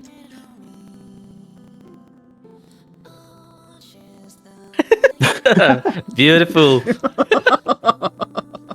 So where are we gonna put her? I would put her lower if we don't have Lucilla yet when making this tier list. We do have Lucilla. But yeah. So after the existence of No, sorry, go on, sorry. No, it's just right after Lucilla's release, like a lot of people are actually planning to pull for Sigrika. We got another teammate for Sigrika here. Well, so Dark and Jul, where are we putting Sigrika? Because it seems that this is a difficult character for us hard to place. It's very hard. It's either 0 or full team for Sigrika. Yeah. Can we have two Sigrikas here? Yeah, I mean, in terms of value, I would definitely not put her above Quinjan or above Ciaccona in terms of value, so B tier somewhere? If free to play Sigrika, like assuming you don't have any teammates, then yes, I would say she is probably high. Let's assume she got her premium teammates, like a person pool. She would still be better than the Changli Yao. And Mhm. maybe Yeah. Carlotta too, right? She will be better Like than the assuming if Carlotta. you have Qiuyuan or Lucilla at the ready, then I think she's going to be high A or even S because she's going to destroy No, your S endgame move for rank. you. Right? Definitely S rank. No, Yeah. it's the gameplay that where she gets interrupted and you're just like, oh, you lose her on Chuyuan's buff. That's the other part I'm a little bit if about. But in terms of like, I mean, like if you have Lucilla and Chuyuan, it's definitely up there. Okay, Yeah. so She's S rank if you do have the correct team. yeah. Mm-hmm. Okay, but in terms of value for 3.4, I mean 3.5, let's say, because we are 4 days before 3.5, would you pull Sigrika as a main DPS? If I do have Qiuyuan or Lucilla, then yes. If you are a new player, And then no. New no. player, then no. no. Okay, so Someone Okay, said in the chat, should we as put a her? DPS. Should we put her in sorry, the? sorry. Should we put her in the special bracket? special bracket. Sorry, Joel, you can say. It's just someone in the chat says, as a DPS, its damage is its value. But yeah, how do you get the damage out though? Yeah. Like Sigrika deals a lot of damage, sure, but do you have the correct setup to get that damage happen? Mm-hmm. And besides, the DPS value is also the damage, right? Doesn't mean that you can just willy-nilly go and for example, it's like if we have Imurf, the team they say about Imurf, Lupa, and Galbrena, that can clear tower. I don't think you're gonna find that in another form of. They said one spot above Zani. Right? People are saying one spot above Zani. Yeah, they are pretty similar, but we do have two options with Sigrika, right? So yeah, I wouldn't mind putting her above Zani here. Well, so like here, guys. Yeah. Okay. Someone said one teammate and she is cooking every mode. Yeah, that's the same thing with Zani. Sure. That's the same thing with Zani. You get Phoebe and your third slot is gonna be Rover. You're destroying everything. No, That's guys, you have to remember this is pool value, not team value. Yes. If we are doing like something like, this is the DPS tier list that's based off their DPS numbers alone, numbers are going to be very different here. Or if let's say we are doing a full team value, like let's say we're comparing between Zani full team versus like Cartethyia, the Triple C, it's just very different, right? Guys, we're gonna be doing the DPS tier list next after this one. So if you wanna hear about us ranking the tier list DPS of characters, stick around. We're gonna be doing the second tier list. This is a pool value.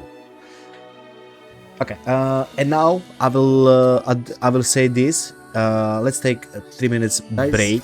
So, we're back. Oh, welcome back, Joel. I guess Welcome we're gonna continue the tier list.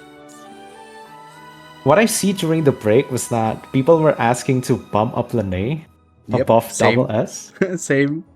Pitchforks ready for Lynae. Alright, just because of that, I'm gonna take the pitchfork and I'm gonna bump Lynae down to D. Easy. L for Lynae.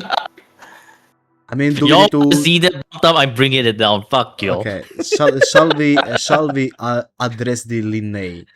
I guess we need to address Lynae, and we can start with Joel giving his opinions once again, and then Vark, and then me.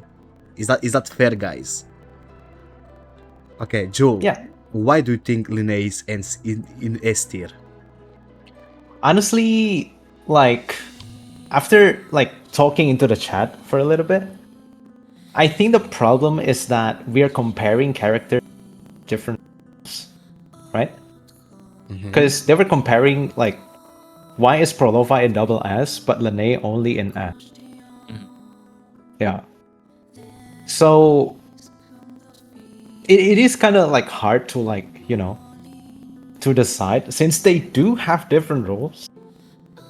But to me, like, to be honest, I wouldn't mind bumping Lynae up double S.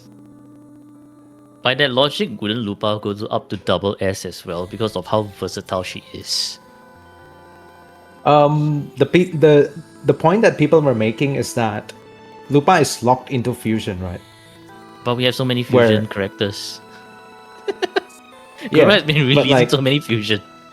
Lynae buffs characters that deals damage. Mm-hmm. Yeah, that's basically what people are That's saying good, in the chat. good there. advice, Monkey. But as I said, this is a value tier list, not who does more damage.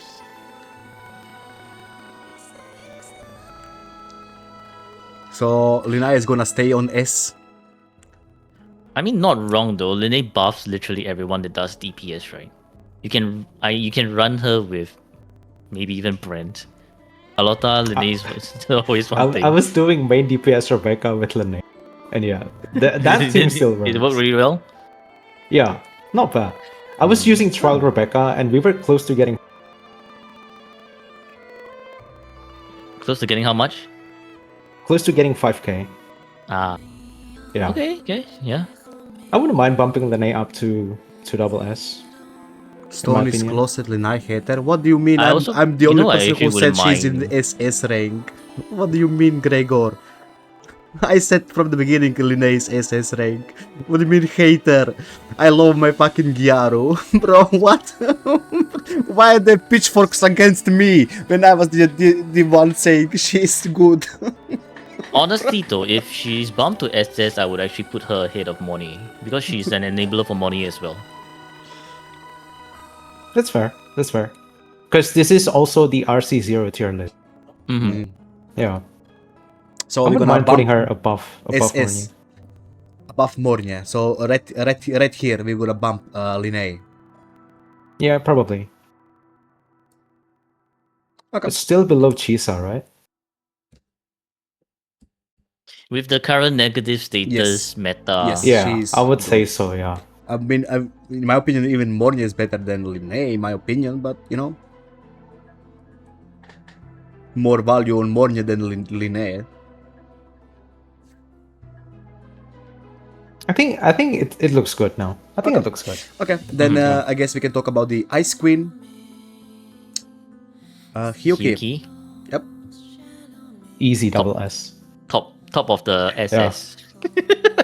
Right, Easy. right here. Okay. Yes. Yeah. Okay, can we talk a little bit about her? You want to start, Dor? Talk a little bit about her.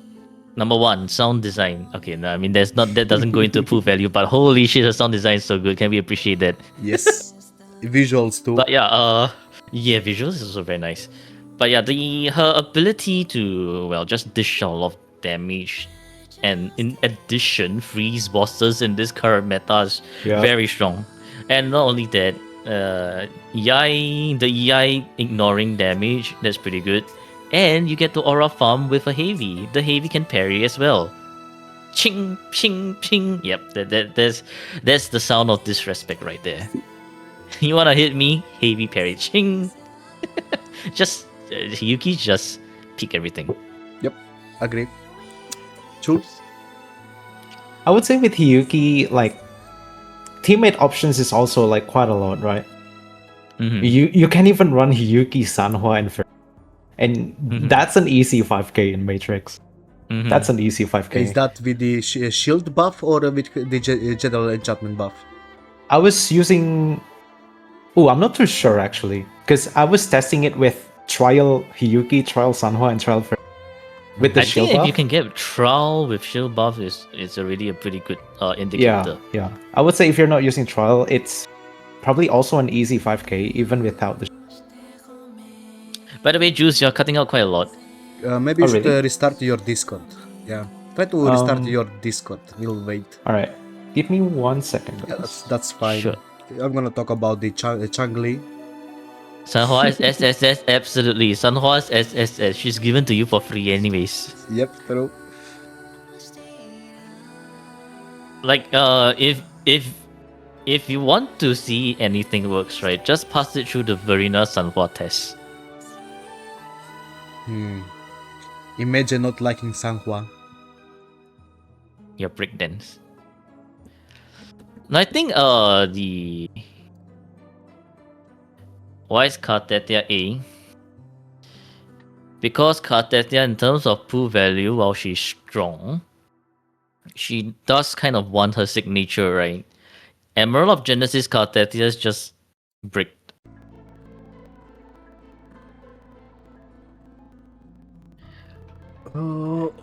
Welcome back. Oh, did he How's join? this sound now? Are we good? Yep. I guess. I think it's just Discord being Discord. Like, Just Discord? Okay. Thank you yeah, for the because Ara sometimes- Akhere. like if you maintain the same same volume for a while, Discord thinks of it as noise, right? Then they try to cut you out instead. Ah. So that's their crisp noise, noise cancellation acting against you. Yeah. All good then. All good. Well, continuing on the Hiyuki, I guess we can talk about her teammates and why her value is high. She can use a lot of teammates, right? So Chisa, Mornye, Lynae, Lucilla. Free-to-play options are what? Aero Lady, Sanhua. Free to play I options. guess. No, Verina, Sanhua. That's it. Yeah, Verina, Sanhua. I guess if you have even Changli, you can use Yinlin. If you have those old characters. But yeah, overall, she's right now on S0R1 the best DPS in the game, right? Yeah. Yep. She's, Definitely. She's very good for the Whimpering, very good for the Matrix, Tower, hologram Yep. bosses. As we said, she can freeze the bosses, easy clears on the holograms. Overworld farming easy with her, and you got a nice visual of the snow. Definitely the most valuable DPS of today. Maybe in 4 days it's gonna be a different story, but I don't think so. I Even honestly don't think so either. Yeah, because even if Yang does more damage, Hyuki still got access to freezing. So yeah, she's gonna be relevant for quite a foreseeable future.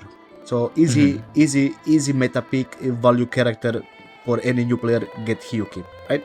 Yeah. Only thing stopping her is glacier rest enemies. That's it.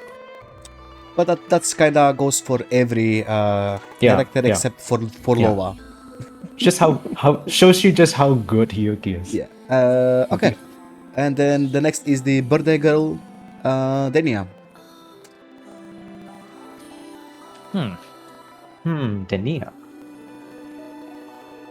She has like how many teams does she have right now? The Luke team, Two. Luke Premium team, 2, 3. and the Ameth Fusion Burst team. Oh, Mark, thank you very much for the gifted memberships. I appreciate support. Thank you very much. So, 2. I still think Denia is very valuable because she got access to Luke, which is good DPS. She got access to Emmet, which is good DPS. She can play 2 roles. You can build 2 August sets. Muff. I gave all 3 of y'all gifted on YouTube for Lynae Justice. There we go. Thank you very much. So we all got gifted for Lynae Thanks, Marv. Justice. Yep. Yeah, thank you, Marv. Muff. You should give me 5 more just because I was right. Denia, anyway, got any opinions on Denia, Jul? Honestly, like her grouping is very valuable on Whimpering Waves. Very valuable. Like she clears wave like really easily. He actually did it. But yeah, to make this easier, who you, should we Marv. compare Denia with? Lucilla. I guess Lucilla? that's the best compare, or even Lynae, I guess, because we can compare Lynae, Denia, and Lucilla because they all got access to double switches, right? And they're all sub DPSs, right? But difference is Lingyang is just buffing literally everyone, right? Denia's not buffing everyone. If we want to stretch it, she's buffing all fusion with the fusion set she can use. Yeah, that is true.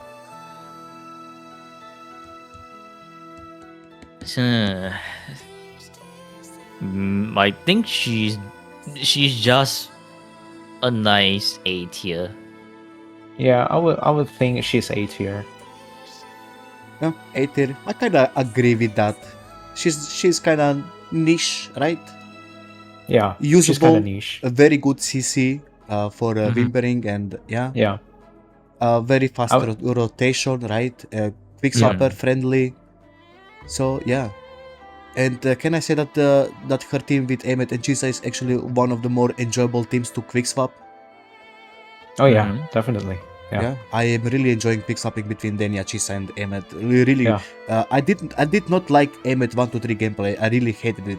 Not gonna lie. But since I played Denia and Chisa, my whole view of Emmet changed. Fair. That's fair. So we're gonna put her on A somewhere. I would say pretty high A, right? Mm-hmm.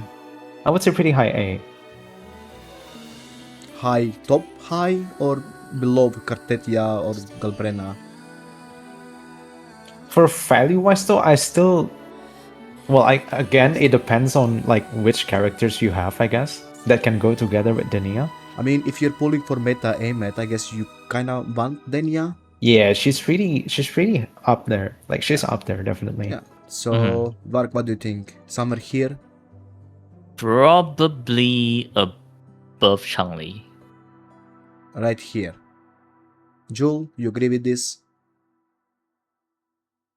I guess Okay, I guess. explain why Just- you guess. just below Luke, I think is fine. Mm-hmm. Because Okay. generally you're not gonna pull Denia if you don't have Luke or Amith, I guess. Mm-hmm. Yep. So yeah, I think putting her below like the main DPSs is definitely the call. Mm-hmm.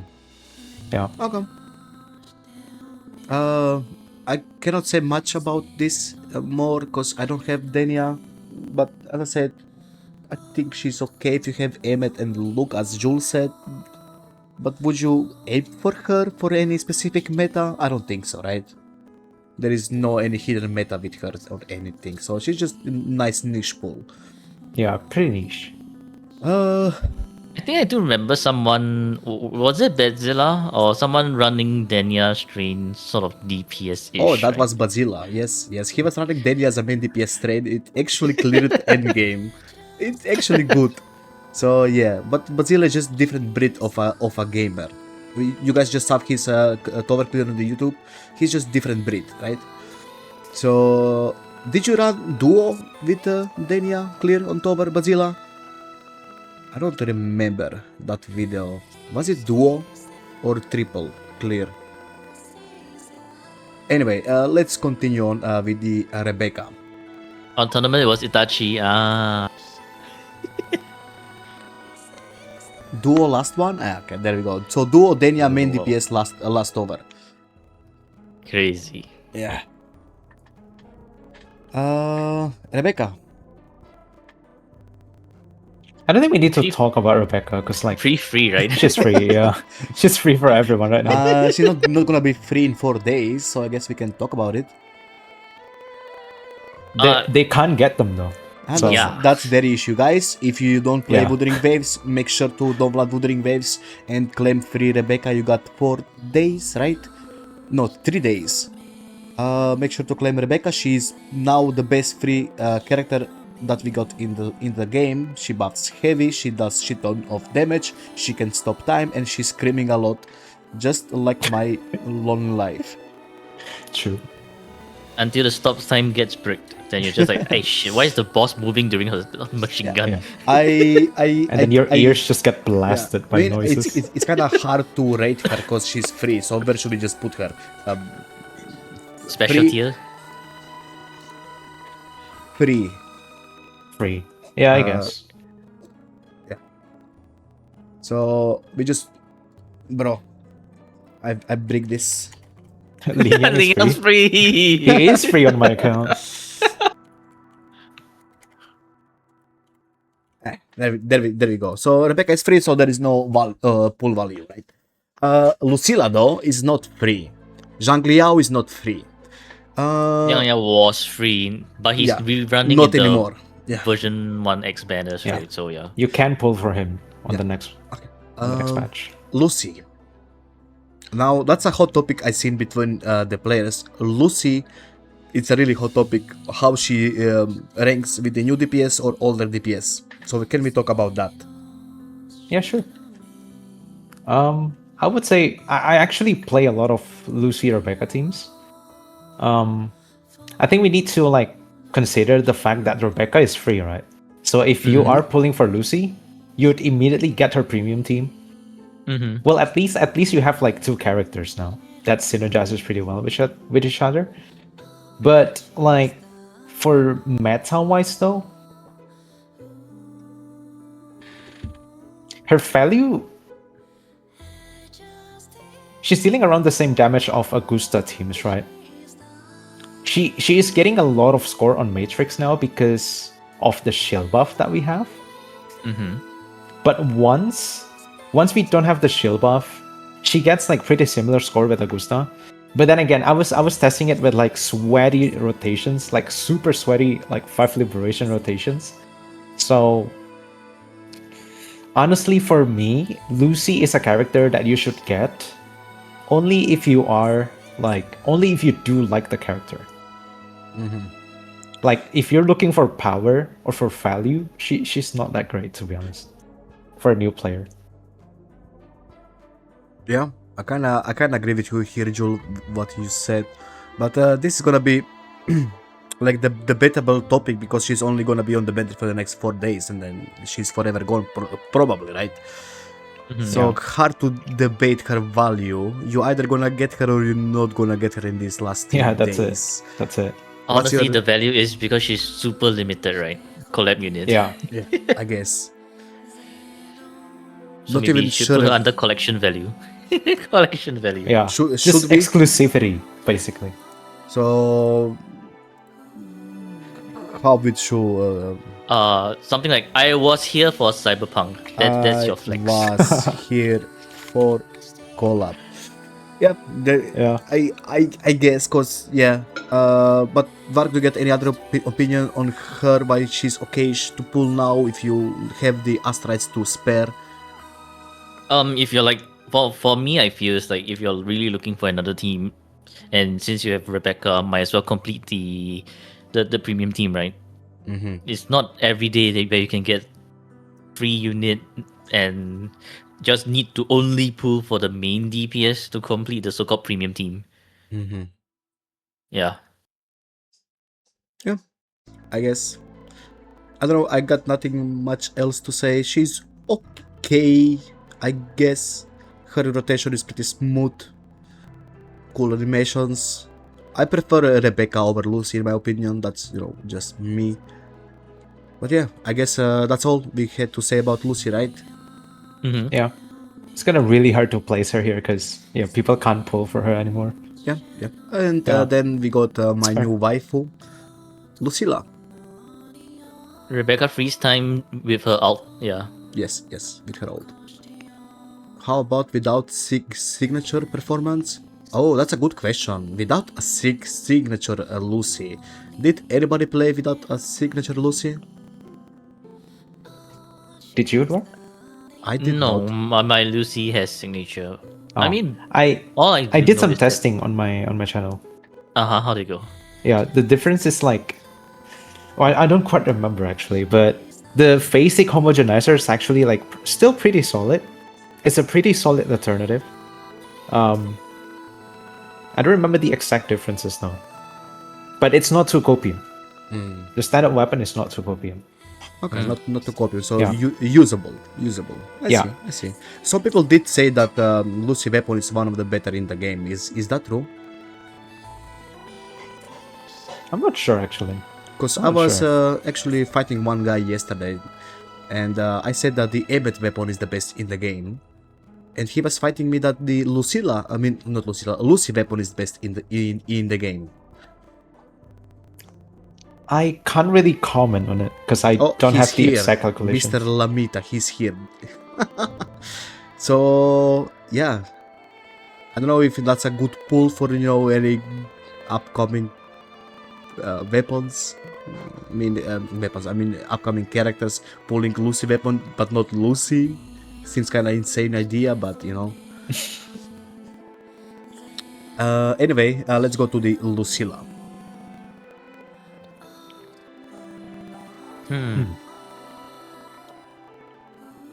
She is really strong if you do have the main DPSs. You do Yeah, have the she is- main DPS. Yeah. She's like not universal at all though. Mm-hmm. Yeah. What if you put her on the Echo mode as a more damage dealer? Can she be slotted into other teams besides Hyuki and Echo buff Echo damage dealers? That's actually what I did with when I was using her with Sigirica. I just put her on the 3 Phrolova set and then two of the attack set, the new attack set that has the is it the Void Wing 3-cost Echo? Yeah, the Void Yeah. Morph. Yeah, just the Void Moth Echo. She deals quite a lot of damage actually.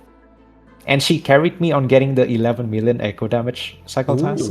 Really? Yeah. That's nice. So Yeah. Lucilla can achieve that. Lucilla and Sigirica. Oh yeah, okay. Interesting. Yeah, interesting. Varg, So yes. you got anything to add for the Lucilla? Honestly, I do, like what Jules said, right? Just quite niche with Hyuki and Echo teams at the moment. So it's like she's like okay. Definitely above Qiuyuan. Yeah, for sure. I mean, I can add my biased opinion, right? Yes. Tell us your biased opinion. You should Tell us put her so. on S6 because she's hot. Definitely There we go. worth my every cent I spent on her. I will do it again.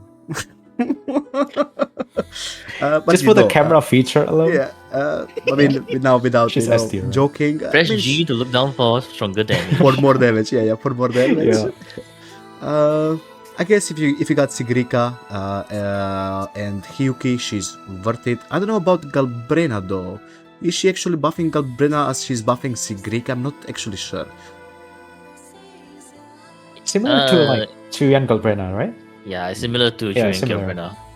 It's She just that does? Sigirica is a lot more noticeable, like because Sigirica runs better on attack. So she's actually usable for really good DPSs. So good pick if you got these 3 DPSs. Mm-hmm. So her value is higher, and I assume if you get any new Echo DPS characters, her value gonna go even more up, same as Yeah, probably. Quinjan. Yeah. So would be fair to Mid place spot. Lucilla next to the Quinjan, above Quinjan though. That would be Maybe- like fair. Maybe below Denia? Below Denia. Or So- maybe above Denia? I'm not sure. In terms of versatility, I mean, you can still kind of do very cope monofusion plus Denia teams, right? Yeah. So I guess Lucilla below Denia is still kind of okay. So right here, right? Not Yeah. good. Yeah. Okay. And that's pretty much gonna complete the tier list for the pool value. Qiuyuan better than Lucilla for Galbrena. That is if your Qiuyuan doesn't get interrupted, right? If you're counting the amount of restarts you need to do with Qiuyuan, holy shit. That is true. Well, do we have any closing thoughts on this tier list, or we just gonna move on the DPS tier list? Chisa on SS. Why is Chisa not on SS? No, I actually found I feel like Chisa is a lot easier to hit the 3.5k for no 5 stars compared to all the other 4 stars, right? Like I tried with Alto, I tried with Dungeon. I guess my Dungeon is kind of shit build. So it's like she's near 3.5k, but I could never reach 3.5. For my Alto, I was reaching like only 3.7, and only Chisa, she just blew it out of the park with like 4.3k. So yeah, Chisa best 4-star. Based. Okay. Joel, got anything closing thoughts on this? I think it's opinion just matters. yeah, maybe like a lot of people took this tier list at face value, I think. Like you need to know the context behind the tier list to like make sense of what we actually put here. Again, guys, this is yeah. Some people might just randomly join in the middle of the stream, and yeah, they might have missed that context. Yep. But yeah, pretty much this is a value tier list, guys. So it's not a DPS tier list. Like I know Zani and Sigirica deals a lot of damage, but only under certain conditions. Okay. So, yeah, not all account has the same certain condition. Not everyone plays the same. So it is what Yeah. Tyro said. I think people who pilots accounts have good ideas for the value tier list, and I can 100% assure you guys, Julius is doing a lot of piloting, Dvark is doing piloting, and I'm doing piloting. I'm pretty sure we know what we're talking about. And I've also, dealt with like a lot of copium accounts. Yeah, exactly. Yeah, go Those ahead, bricked Dvark. accounts Yeah. with no ER. bricked Holy. The accounts I hate are the accounts that don't have ER. Yeah. and also keep in mind, right? This value tier list is also not taking into consideration your own account, right? Like, let's say, for example, if you already have like a Sigrica there, and that means your pool value for Qiuyuan and Lucilla is gonna be much higher up above, right? Because you do have Yep. the necessary conditions to make them much more viable. Okay. Yeah, something. I guess we are ready for the DPS tier list.